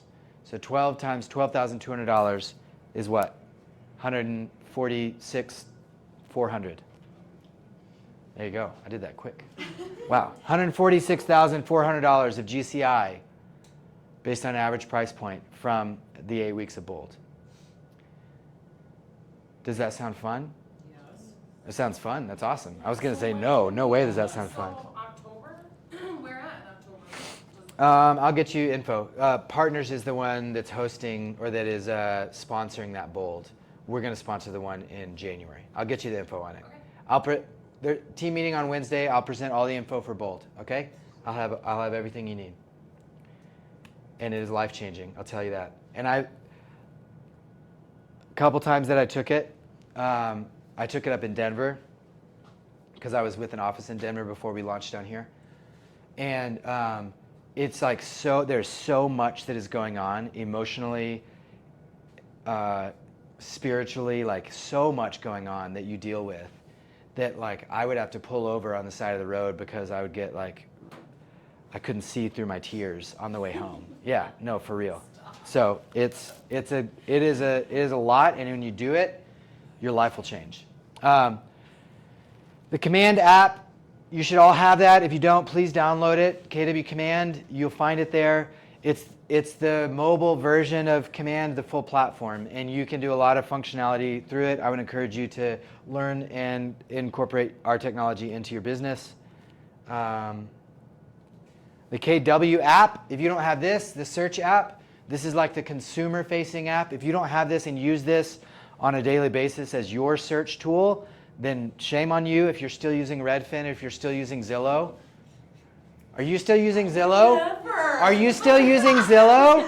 Oh my gosh. I am, okay, I am. Okay, download the KW app and use it. It works just as well. It works differently, slightly, but it works just as well. When you learn it, then you can say, hey, let me send you my app. It's a great search tool. It gets you all the same information, but it keeps us connected as you're searching, right? It's a great way to send a piece of value to someone. Profit share, we'll talk about that some other time. Okay, KW resources, so much. Okay, your vision, your career vision. I'm driving people away. 33% of our class is gone, just about. Okay, turn to page 1.17.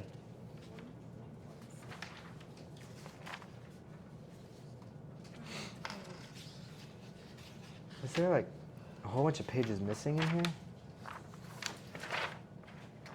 Did it go from 1.8 to 1.17? Is that what happens in yours? I got 1.16. You have 1.16? What's that? Okay.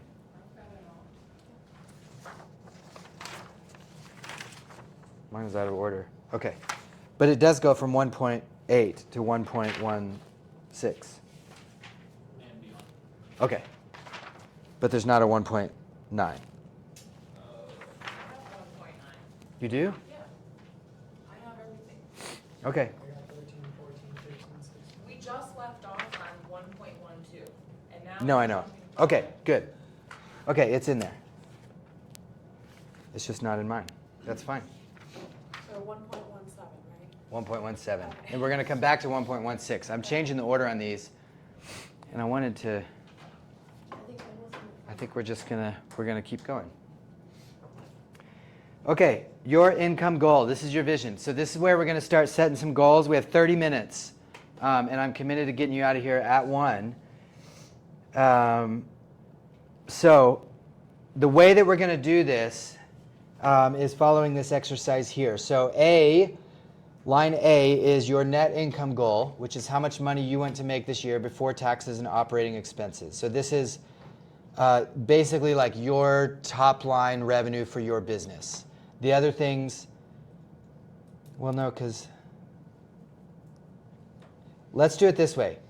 Let's make net income goal the money that you want to make, that you want to take home. Okay? We're going to start there. We're going to simplify what they're saying here.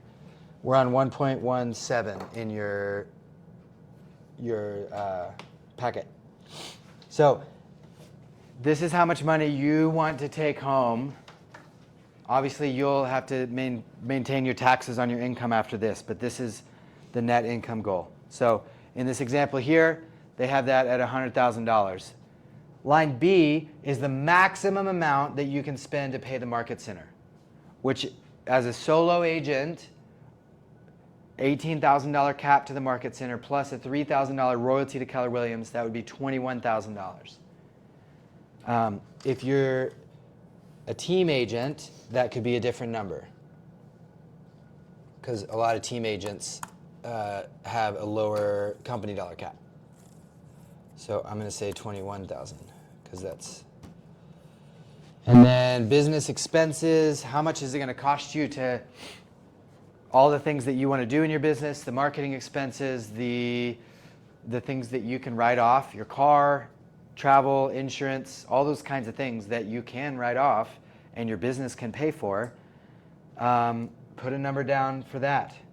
I think 50,000 feels a little high for business expenses with the business that we're laying out here, but let's roll with it. And that'll give you in column D your total gross commission income. This is how much money you need to make commission-wise in order to hit your net income goals. Average commission, like I already said, in the Springs right now, $12,200.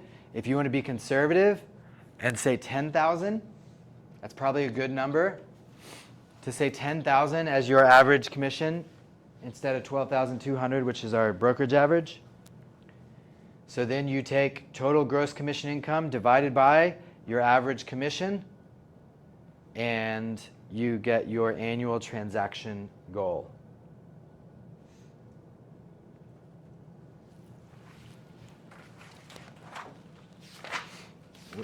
Was everyone able to figure that out? No, I'm sorry. Okay. Okay, so the total, and then you take the wet, the what? What's the end? Sorry. It's okay. So how much money you want to make is line A, right? Company dollar and royalty cap, which for you would be 21,000. Your other business expenses in line C, and you add all those three numbers together. That gives you line D. Average commission, I think 10,000 is a good number to use there. So then you take line D divided by line E, and it will give you an annual transaction goal. And so now you know, and this is the economic model. This is the beginnings of the economic model of the millionaire real estate agent.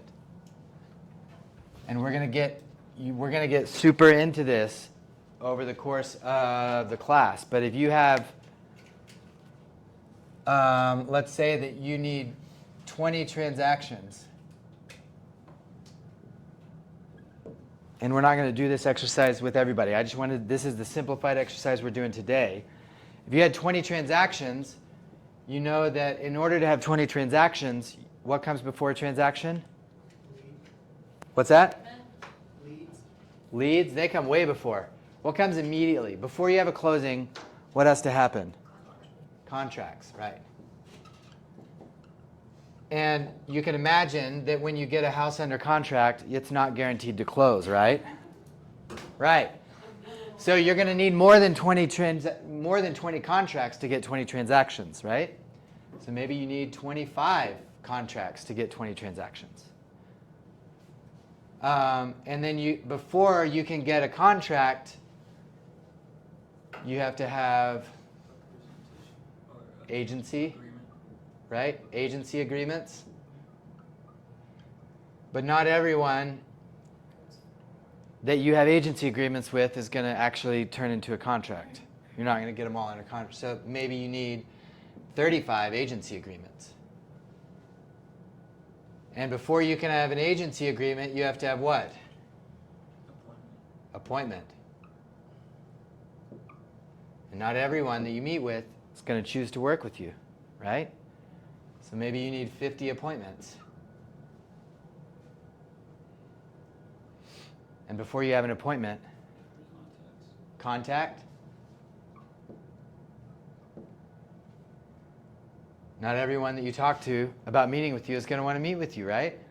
So you get it. So maybe there's 200 contacts to get 50 appointments, to get 35 agency agreements, to get 25 contracts, to get 20 closings equals your $200,000 of gross commission income minus to your $140,000 of income, right? So that's how it works. What's cool about this is the power of the economic model. This is what the economic model is that you can just then, you can focus on these things right here, contacts and appointments. And when you focus, instead of focusing on this number right here, which can become overwhelming, when you focus on this right here, you're like, all I got to do is set 50 appointments. I'm going to make $140,000. Then what is your job? Set appointments. That's your job. Your job is not to sell houses. That's the opportunity that you get, that you earn when you do your job.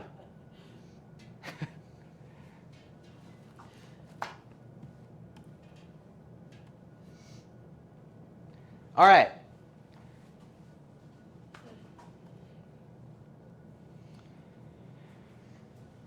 We're going to spend 5 minutes on an exercise that is 1.15. I don't have it in mind. It's on 1 point. This is on 1.15? Perfect. We're going to spend 5 minutes, and I want you to envision this. I'm going to read this to you, and I want you to envision what your life is like. Okay? Today is September 18th, 2024. That's what today is. And over the last year, you just accomplished what you put down on your number there. Okay? And your business is thriving and your life is everything that you've dreamed of. If this feels a little funky for you, I want you to get over it. And I want you to do this. All right? Your business is thriving and your life is everything that you dreamed of.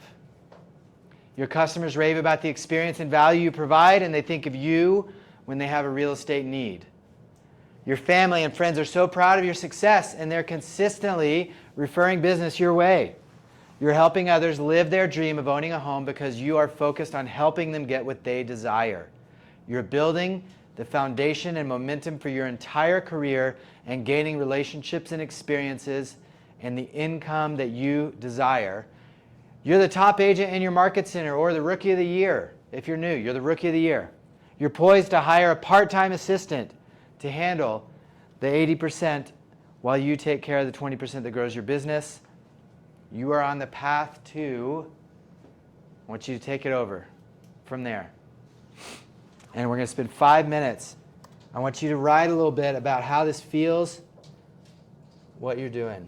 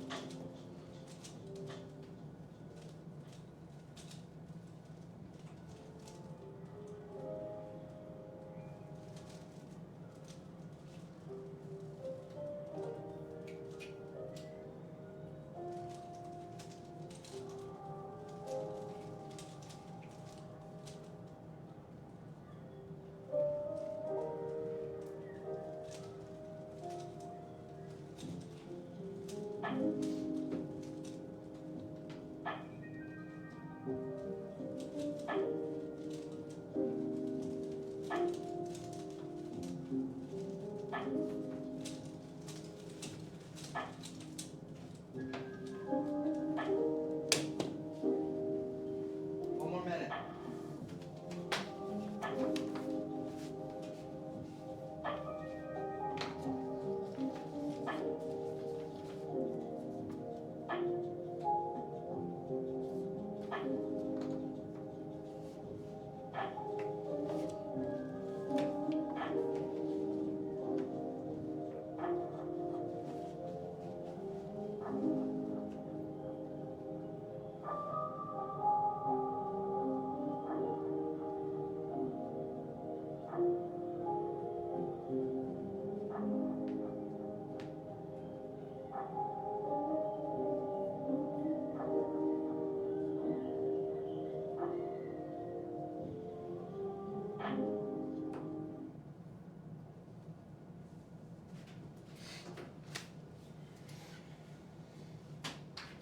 Anybody want to share what their vision for their future looks like?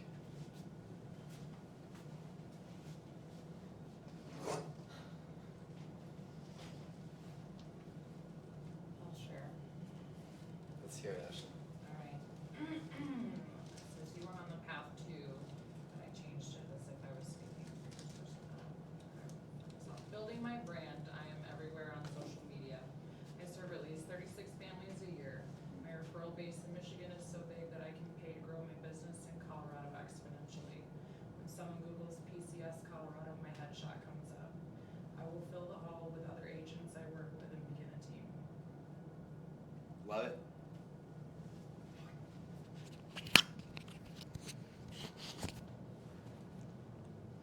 Anybody else?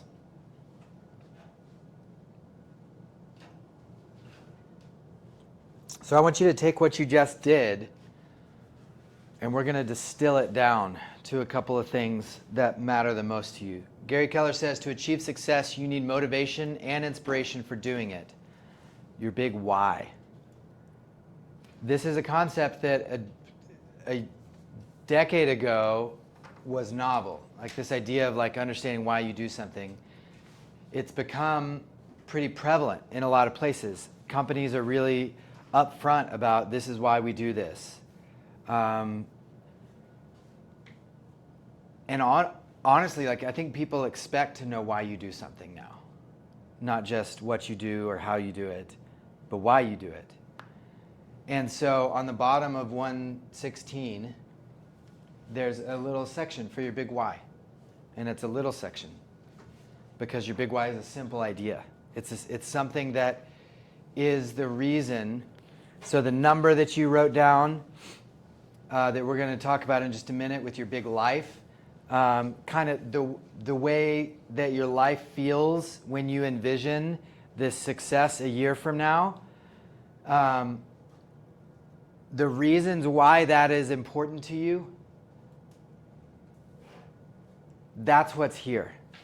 So that a week from now, when the not fun part of Ignite shows up, when you got to do the activities, there's something that's a big enough motivator to actually get you into action. Instead of just say, well, I'm going to act like I'm doing this, but I'm not going to do it. And I've been there. I know what it feels like to act like you're doing something even though you're not doing it. That's something that I still have to deal with. And I still have to get clarity on my big why. So that when that shows up, when I want to act like I'm doing something even though I'm not fully engaged in doing it, I can be like, what? Why am I doing this? Why am I doing this? What's the opportunity? So I want you to spend about 2 minutes and write a little bit about your big why. Why are you doing this? Why is this important? Why are you burning the boats and you're not going to retreat? Like you're going forward. We're not going backward. Why? Why? Put it down, and this is for you.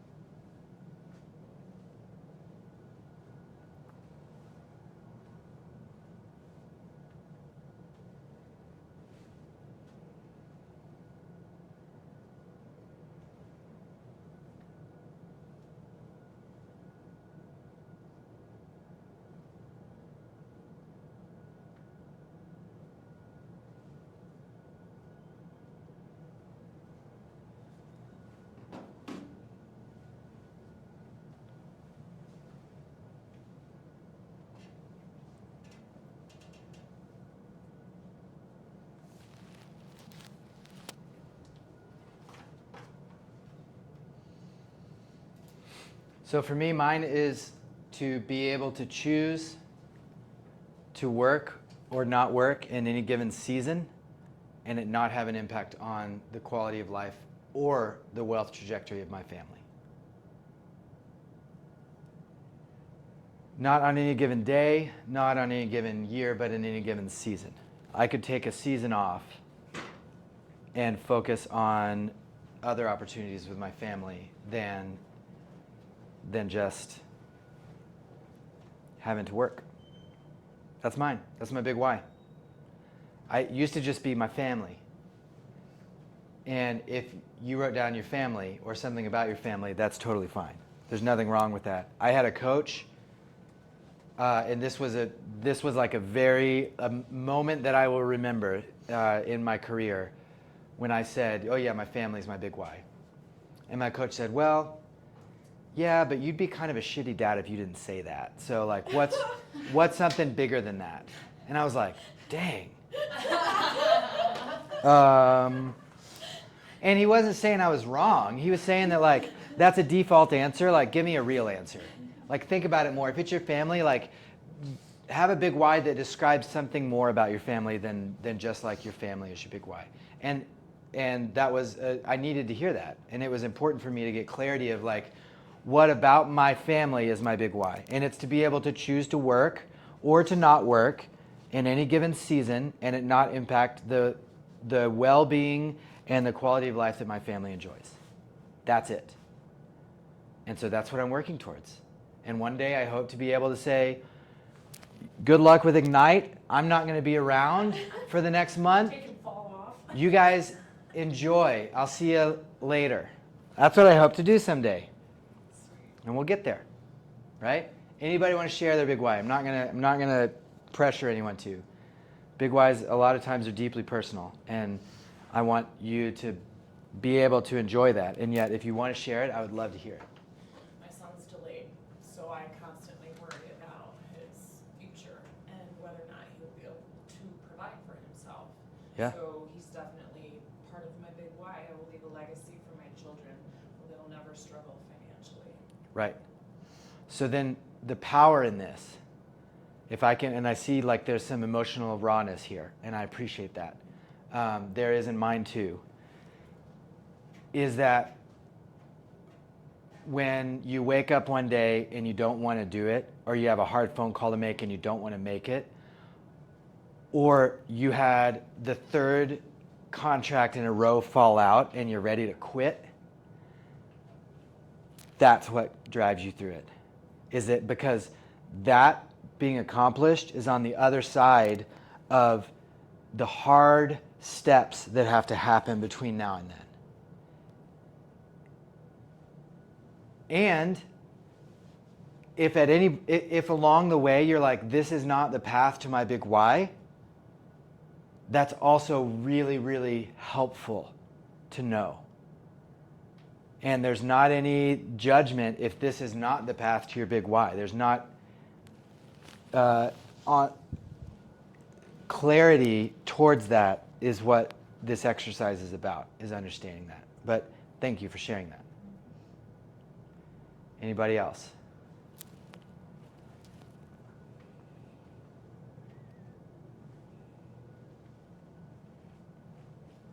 All right. Go right up the page to your big life. Let me see. I'm going to read this one exactly what it says. I don't remember. Where is it? Here we go. Let's expand our thinking beyond 1 year. And we've already been doing this with the big why. I like to do the big why before this one. For this next activity, take a few minutes to complete this chart in your participant guide. In the boxes around the middle, fill in the people and the projects you care about most, and create more boxes if needed. Add an amount that you would like to spend on each. For example, if you want to pay for both your children's college tuition, or pay off your home or your car, or donate money to a local soccer field. Finally, add up all the numbers on the edges for your along with what you need for your own lifestyle, debt, and investments, and write this amount in the middle box. Don't limit yourself and avoid thinking, I'll never be able to afford $120,000 in tuition. Just put it in the box. Ignite is about working on the skills and habits that will get you what you want. Okay, so right along the edges in the rectangular boxes, all the different areas of your life. Like maybe one of them is like my lifestyle. And you just like bulk all that into one. And then add other things that you want to see accomplished. And don't limit yourself for the next year. These are things that could be way out there. These are things that could be like buying a house for my parents to live in until they die. Like that could be a box, and that could be 10 years down the road because your parents are still in really great health and happy with what their situation is. It could be whatever you want it to be. Let yourself get creative and think about things that maybe you've never thought about that money could provide for you and your family and your opportunity. So we're going to spend just 3 minutes on this.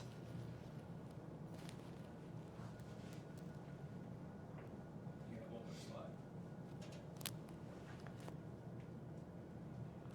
There.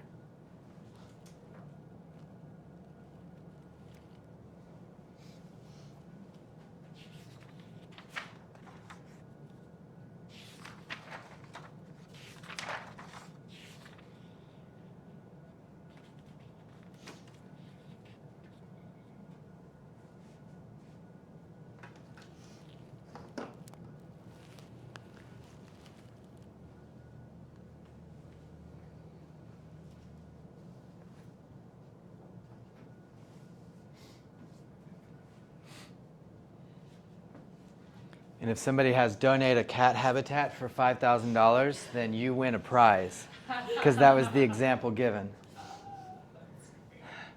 And also, I'm going to help you find another brokerage home. Hey, I'm not a big cat person.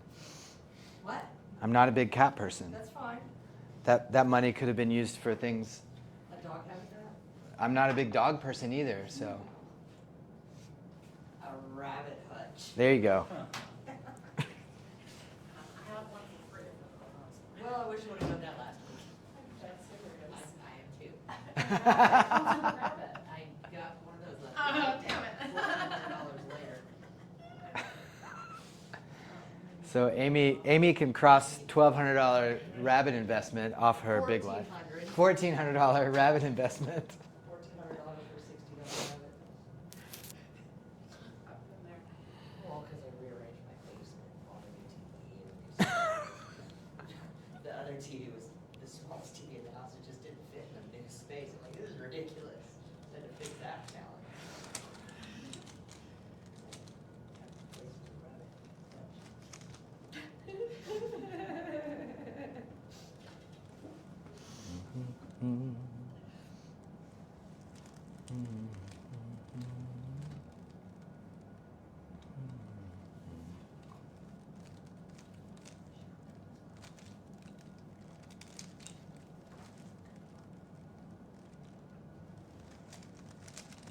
And so then you want to start adding up the numbers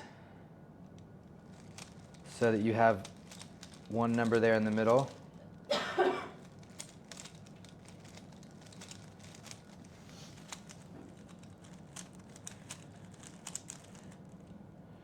So, say your lifestyle, is the number gonna be per year? Yeah, Yeah. I think Okay. so.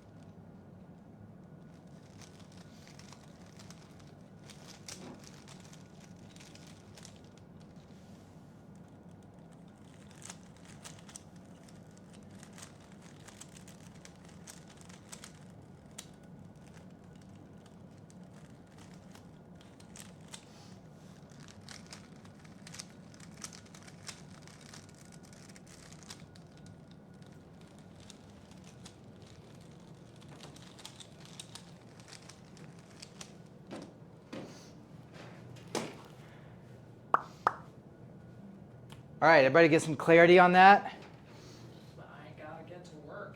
right? So yeah, this is the thing. Your big life, your big why, like all these things create some understanding of what you need to do and like what the direction that your business needs to go. And it comes down to how many contacts, how many appointments do you need? That's what it comes down to. Like we were talking about this morning, 201 contacts in your database or more, statistically, you should make $117,000 if you have 201 contacts in your database. That's what the statistics say at Keller Williams. So if your number is more like 364,000 of like what all this stuff is going to cost, and obviously these are things that aren't like 1 year, right? There's things on here that are opportunities that may be a decade off, and yet working towards those things, this is a number that's hanging out there. Like this is a number that accomplishes all these things on your list, right? And it may take more contacts than you currently have. I hope it does. I hope it does. And yeah, if the total number of appointments that need to happen in order to get the transactions to get the money are impossible for one person to hold in a year, then guess what? You're going to have to build leverage into your life so that 375 appointments can happen, right? If that's the number. So this is setting up your understanding of what your life can look like. And this number on here is likely a bigger number than you've looked at before as like, this is the number that I need. And yet if your big why that we just talked about is big enough, and there's clear path in front of you to purposefully work towards accomplishing a number like that, what is going to stop you? Nothing. Nothing. If your big why is big enough, the path is there, and we will show you the path. What stands in between then? Your mind, doing the thing. And if you don't, guess what? Someone else will. But why not you? Why not you? That's what we're doing here. That's what Ignite is. And now, we're going to talk about the part of Ignite that will actually accomplish this. Okay? The part that I said at the beginning won't be fun every day, but will actually produce results that will show up in your business. And this is it, the daily success system. I call it the 410 because that's what it's always been called in Ignite, and they changed it. And they're wrong.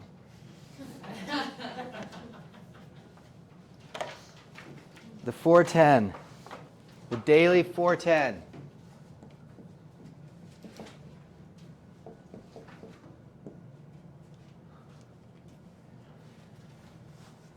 Ten conversations.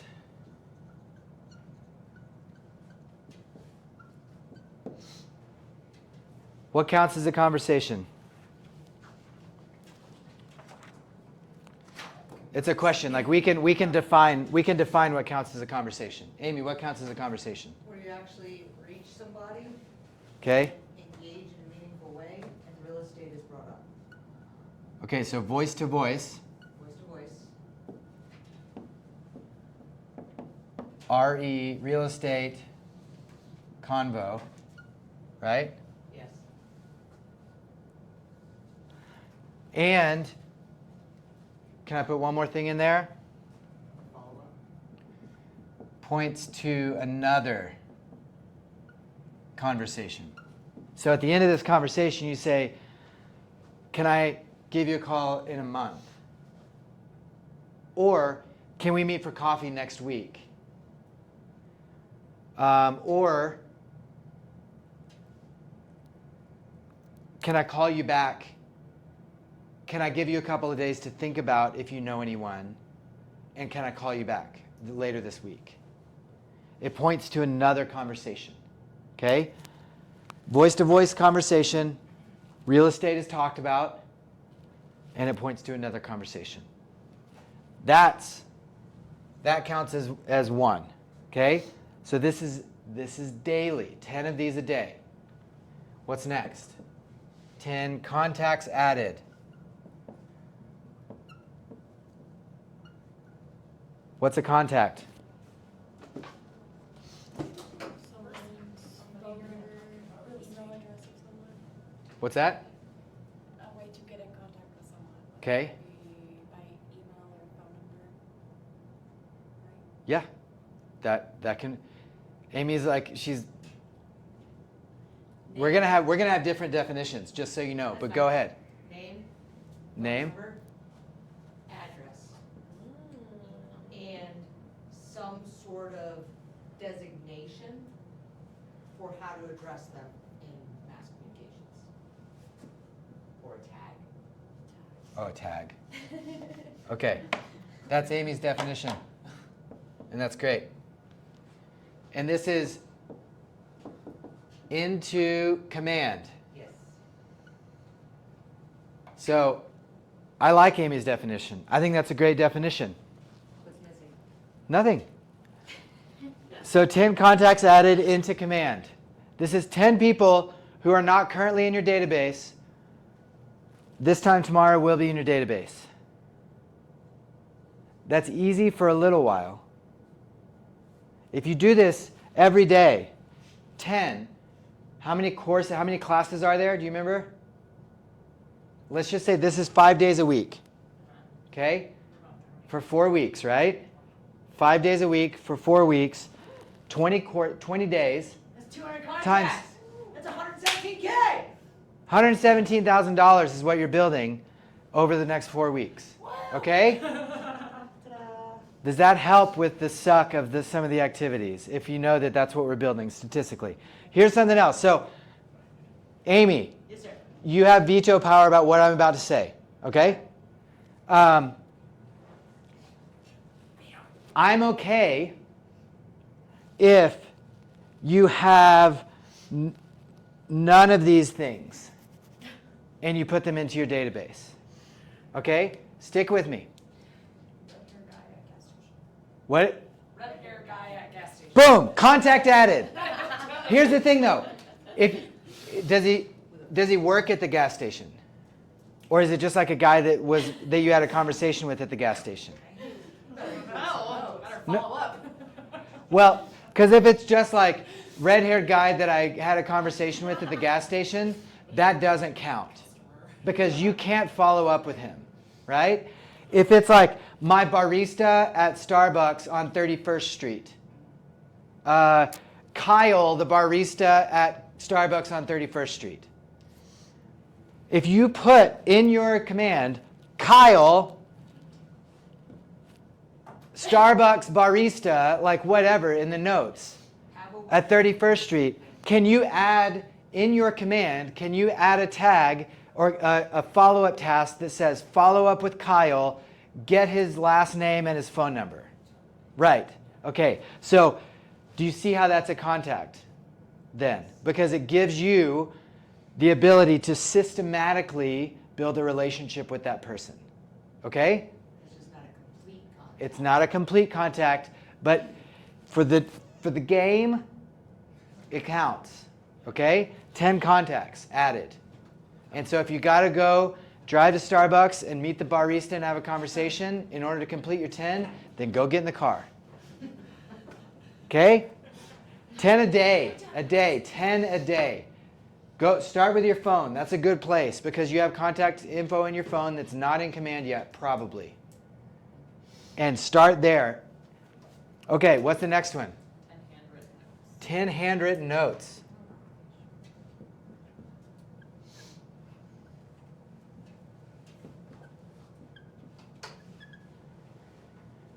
What's a handwritten note? It's not a trick question. You use your hand and a writing utensil and you put it on something you can write on. There you go.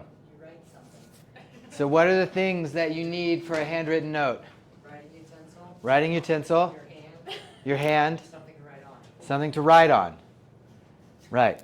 If you don't have all of those things, an action item for this afternoon would be to get the parts of those things that you don't have currently. Okay? It can be on a sheet of computer paper that you cut in half and then write on, fold it in half. And you can go stick it on somebody's door. You don't even have to mail it. Handwritten notes. When was the last time, I'm going to take a poll, that you got a handwritten note in the mail that was not a birthday card? Just a couple days ago. From who? From my friend in Michigan, he sent me a couple concert tickets with it too. And how did it feel? Freaking awesome. Right. Okay, somebody else. When was the last time? What? This week, What? Who was it from? Victoria Thoreau, And how did it feel? felt good. Felt good. Anybody else? Can you even think of the time? No. From my realtor. From your realtor, from Lauren Jordan, right? And you just got a card in the mail that said, hey, was thinking about you. I hope you're doing well. Happy Thanksgiving or something like that, you know. Yeah, it was a handwritten note.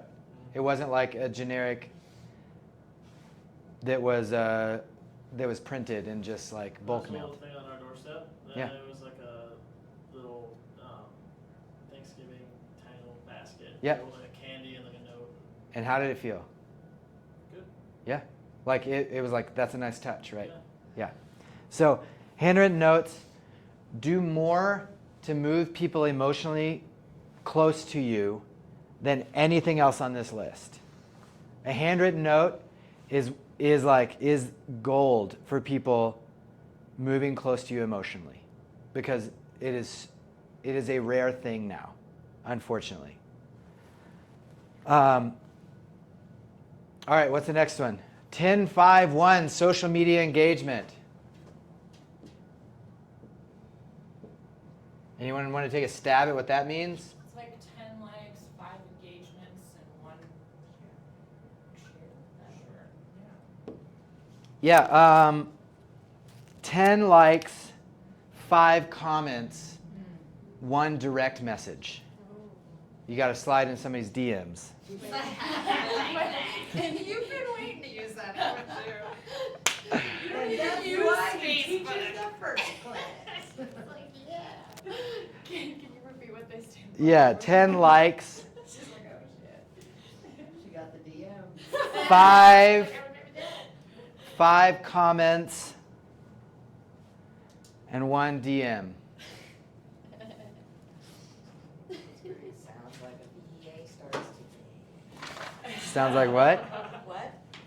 Sounds like a what? Sounds like a VA starts today. .com is what I got to say. It's not gonna take long to get it all done.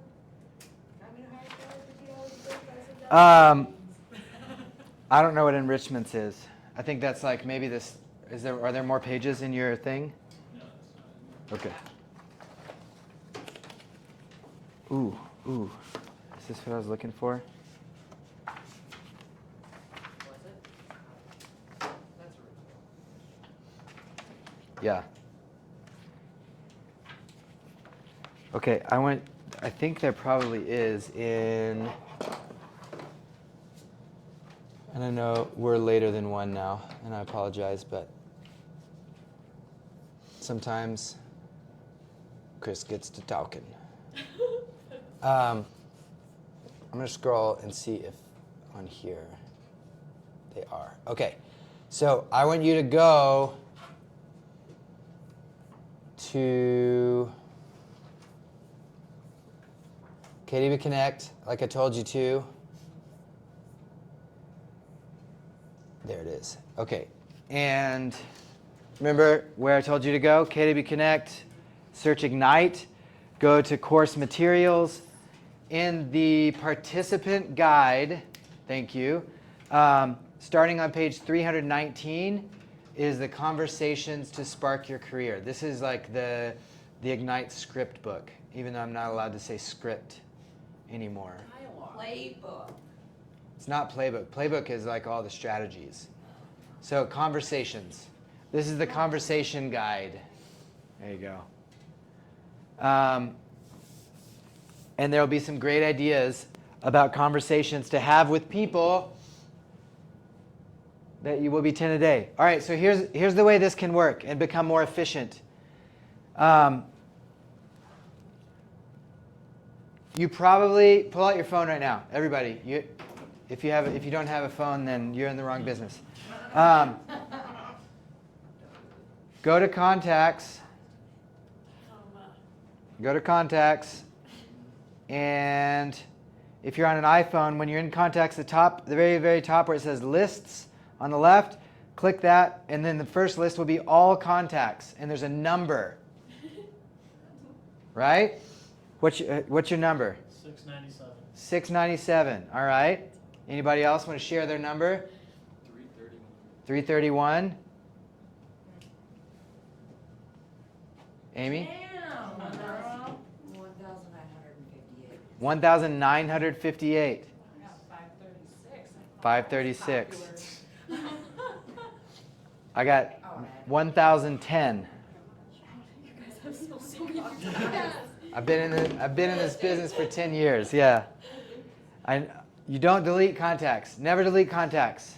So you said earlier you're going to scrub your database. Don't scrub your database. Okay. I haven't done it already.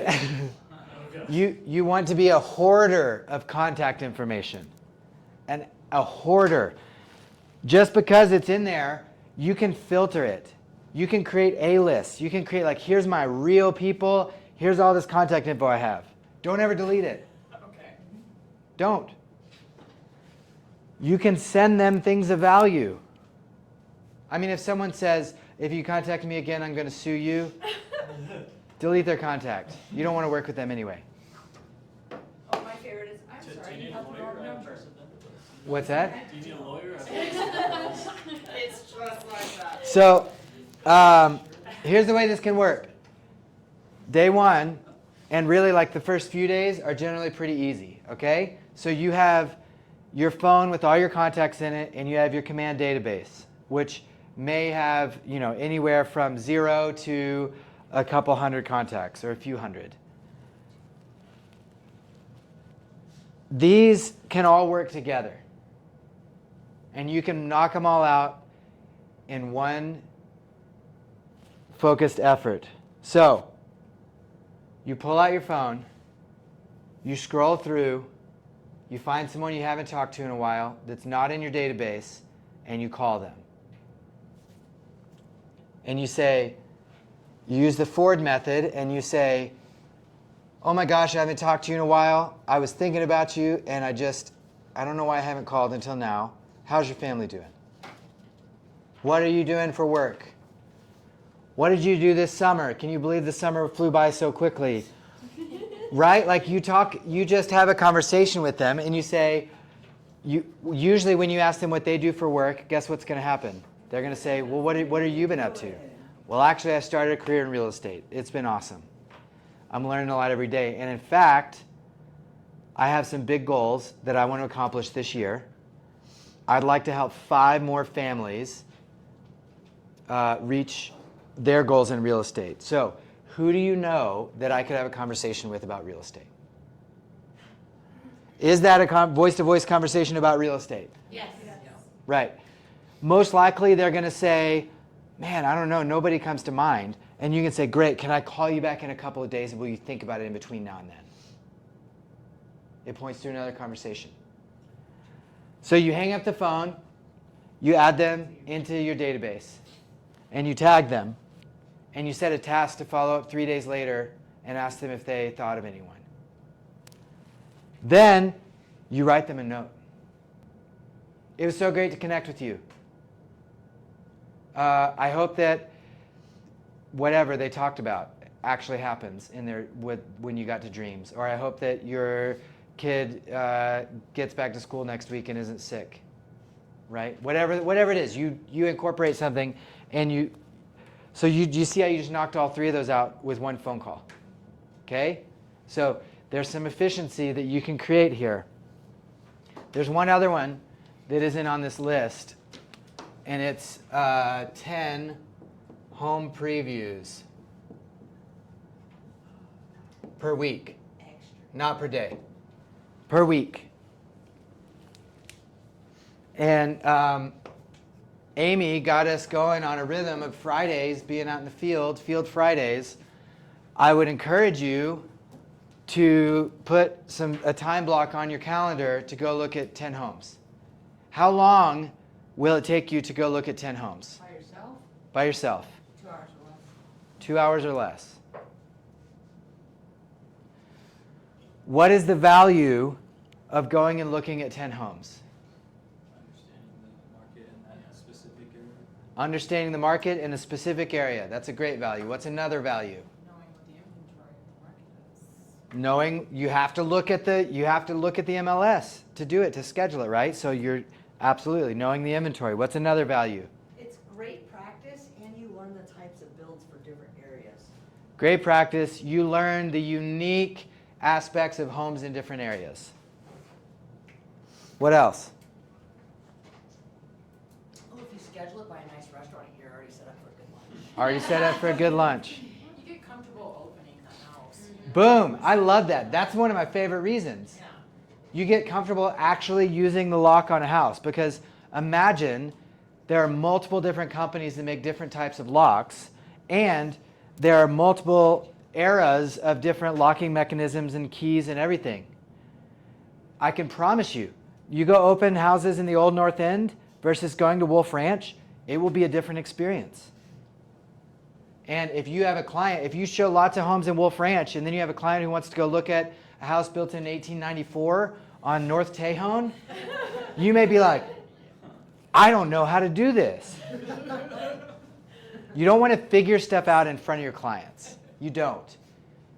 It does not give them confidence when you don't know how to unlock a door. That's just legitimately one of the most practical things that this does is it does that. If you have an area that you want to focus in, a geographic area that you're like, I want to sell homes in that neighborhood, then I'm going to change this to And other people can see that you're like showing them Every. too, right? every home in your area. If you're like, I want to sell in Hillside, this like old blue collar neighborhood that's being gentrified really quickly between here and Memorial Park. It's a great neighborhood. I've sold a dozen homes in that neighborhood. You just had one under contract. It didn't work out. It's a tough neighborhood. Every single home that comes on the market, you go see. And it does what you just said. It does exactly that. Say it again. Everybody can see that you're showing these Not homes. everybody. Or the other agents. The other agent. Yeah. Correct.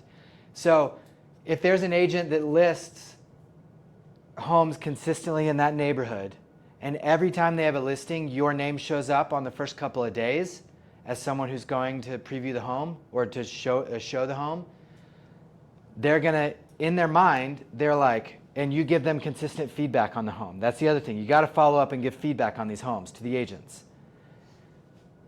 When you actually have a client and you actually show one of their homes and you give them a call, they know who you are.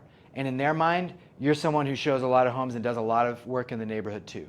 And they'll even be like, I'm glad we're finally getting to work together. I've seen your name on, I know that you've shown all my properties. And so absolutely it does that.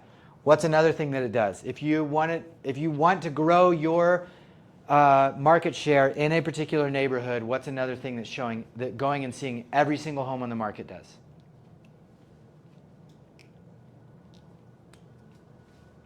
Let me ask it this way. Do you think there's any other agent that is looking at every single home that comes on a market in a neighborhood? No, it makes you the expert. Right. You're doing something that no one else is doing. And so then when you have a client, because what you focus on expands, if you focus on a neighborhood, you will have clients that show up and want to live in that neighborhood. When you go and show them property and they're like, man, I just don't know. And you say, well, I've been in 6 houses on this block in the last year. And this is the nicest one, and it's lower priced than any of the other 6 were. This is a great deal. And I can tell you because I've been in that house, I've been in the next door neighbor's house. I've been in the house 2 blocks down on this street. What level of confidence does that client have in you right now? Elevated. Elevated. I'll tell you this. So Shook's Run, I did this. I lived in Shook's Run when I got into real estate, and I went and saw every single house that came on the market. And there were houses that 3 years later, I was showing to a client. I was like, oh, I would walk in and be like, oh, I've been in this house before. I didn't even realize it. And they're like, really? And I'm like, yeah. It's crazy. Wait till we get down to the basement. And then we go in and they're like, whoa. And you're like, I told you. You know, like that kind of stuff will happen. But also a lot of like, yeah, I've shown this exact same house a couple blocks over. This one is way nicer, I'll tell you that. It's way better to be on Cedar than it is to be on Institute. And this is a better house. And you have the experience and the authority to be able to like speak into them and give them great advice because you know better than many other agents. And what happens, you start to then get listings. And then what happens is your phone starts to ring and somebody says, you sell a lot of real estate in this neighborhood. I've been paying attention. Can you come sell our house? Because you commit to see every single home that comes up for sale in the neighborhood. That's where it starts. So 10 home previews per week. So this is what the course is, right? We just spent the classroom facilitated time, the instructor-led time, the lecture in the lecture hall. Now this is the lab, right? Where you actually start to get a sense of how this works. Questions? Takeaways, ahas for the day. This is the wrap up. I love this. Just like a template of. Do this every day. Yeah. And the success will show up in front of you. I promise you. And I opened with that, right? I promise you, if you do this, your life will change in the next 30 days. I promise. There will be a different trajectory that you are on and that your business is on. There's no way for you to do this and that not to happen. Amy, you completely agree? Yeah, absolutely. This is the action that builds everything. Kylie's excited. Look at that. Super excited. I like structure, so I feel like this kind of gives me, Structure. yeah, it gives me my guideline for what I should be doing, which I enjoy. Cool. Yeah, and it's also a good place to go back to anytime you're ever like stuck and you don't know what to do. Which is why a month ago we changed the rhythm of our market center to allow for this activity to be prime time. A setup in the morning and then a time block that allows people to do this. Because in a down market, in a changing market, in a market that is retreating and agents are getting out of the business, this is what will make your business grow if you do this every day. And there will be days, and like I said, the first few days are not hard because you got people to call right now. There'll be days when you're like, I don't know who to call. And like, we can help with that, absolutely. And also, figure it out. Sorry, not sorry. Outside the box. Figure it out. Go to Nordstrom Rack and sit in the parking lot and talk to people. Like, figure it out. You did this last week. You went and figured it out, didn't you? Yeah, I got recalled back to my unit, which is one of my biggest gun. For a day. Yeah, For one day. Just, for a morning. And I went in, did what I had to do, and then came out, and I knew that everyone else was getting recalled as well, so I kind of scoped the parking lot. And then I just waited for dudes or women that had wedding rings on, so I was like, if they're here, they have a wedding ring, then they get a BH, they might need a house. I'm out in a seller house, so I just talked to a few people, and I'm working with my first buyer clients from that. So. Figured it out, right? You were willing to do something uncomfortable to have a conversation. Yeah, it was weird. I like that. Yeah. Know your demographic. So like that's the reality of it. There are times when you're not going to know who to talk to, and figure it out. Call someone who you do know that you can talk to and say, Who can you get me in contact with? I'm in a contest right now, and I have to talk to 6 more people today, and I don't know who to talk to. Is there anyone that you know from your office that I could have even a quick real estate conversation with? Figure it out. If your big why is big enough, and if you're committed enough to this being what is going to provide the freedom in your life that you are looking for, then figure it out. And no one is responsible for your success or your failure other than you. No one is. I know that the training that you got today is the best training that you could get in the entire world, so it's not my fault. No.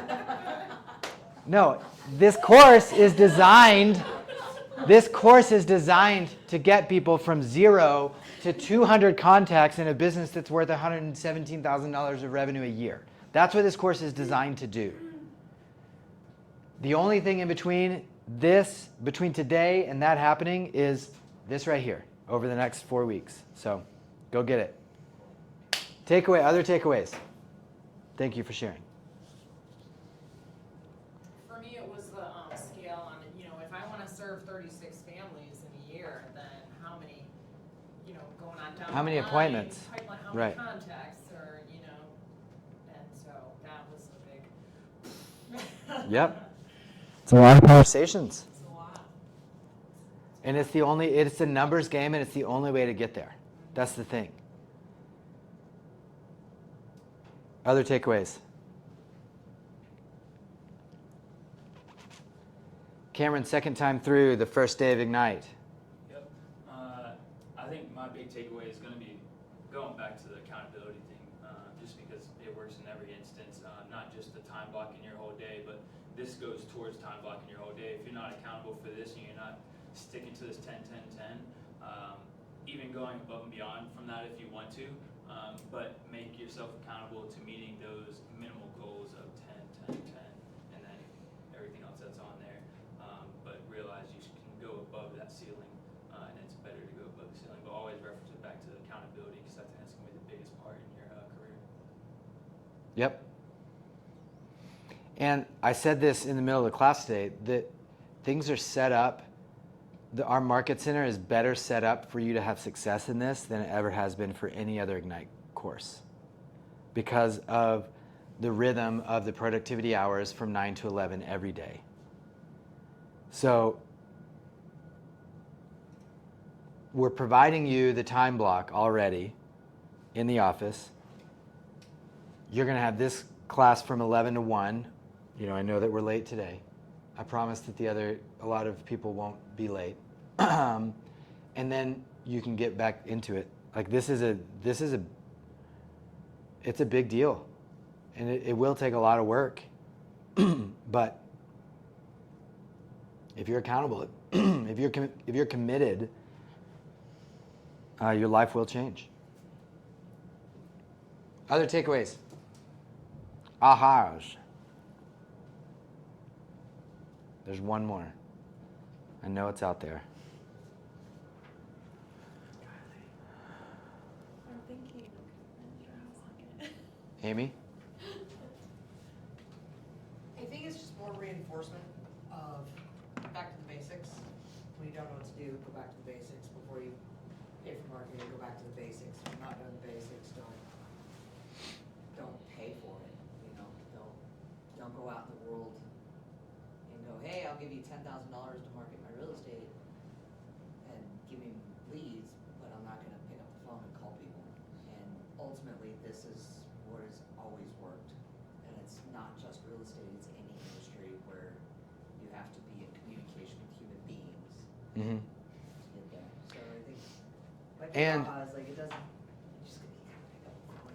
And what's crazy is that these kind of activities are at an all-time low. For people actually doing them, they're at an all-time low. Because people are all looking for the easy button. That, just like Amy said, I can pay for this and you'll do this for me, great, then I don't have to work.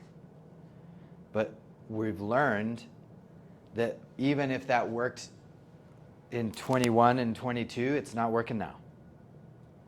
And this is what is working. And this is what people are not doing. So that's a huge opportunity. Huge opportunity. All right, so tomorrow morning, we will set up the day at 8:30 with the PPAR report. You'll have 2 hours of productivity activities in the office.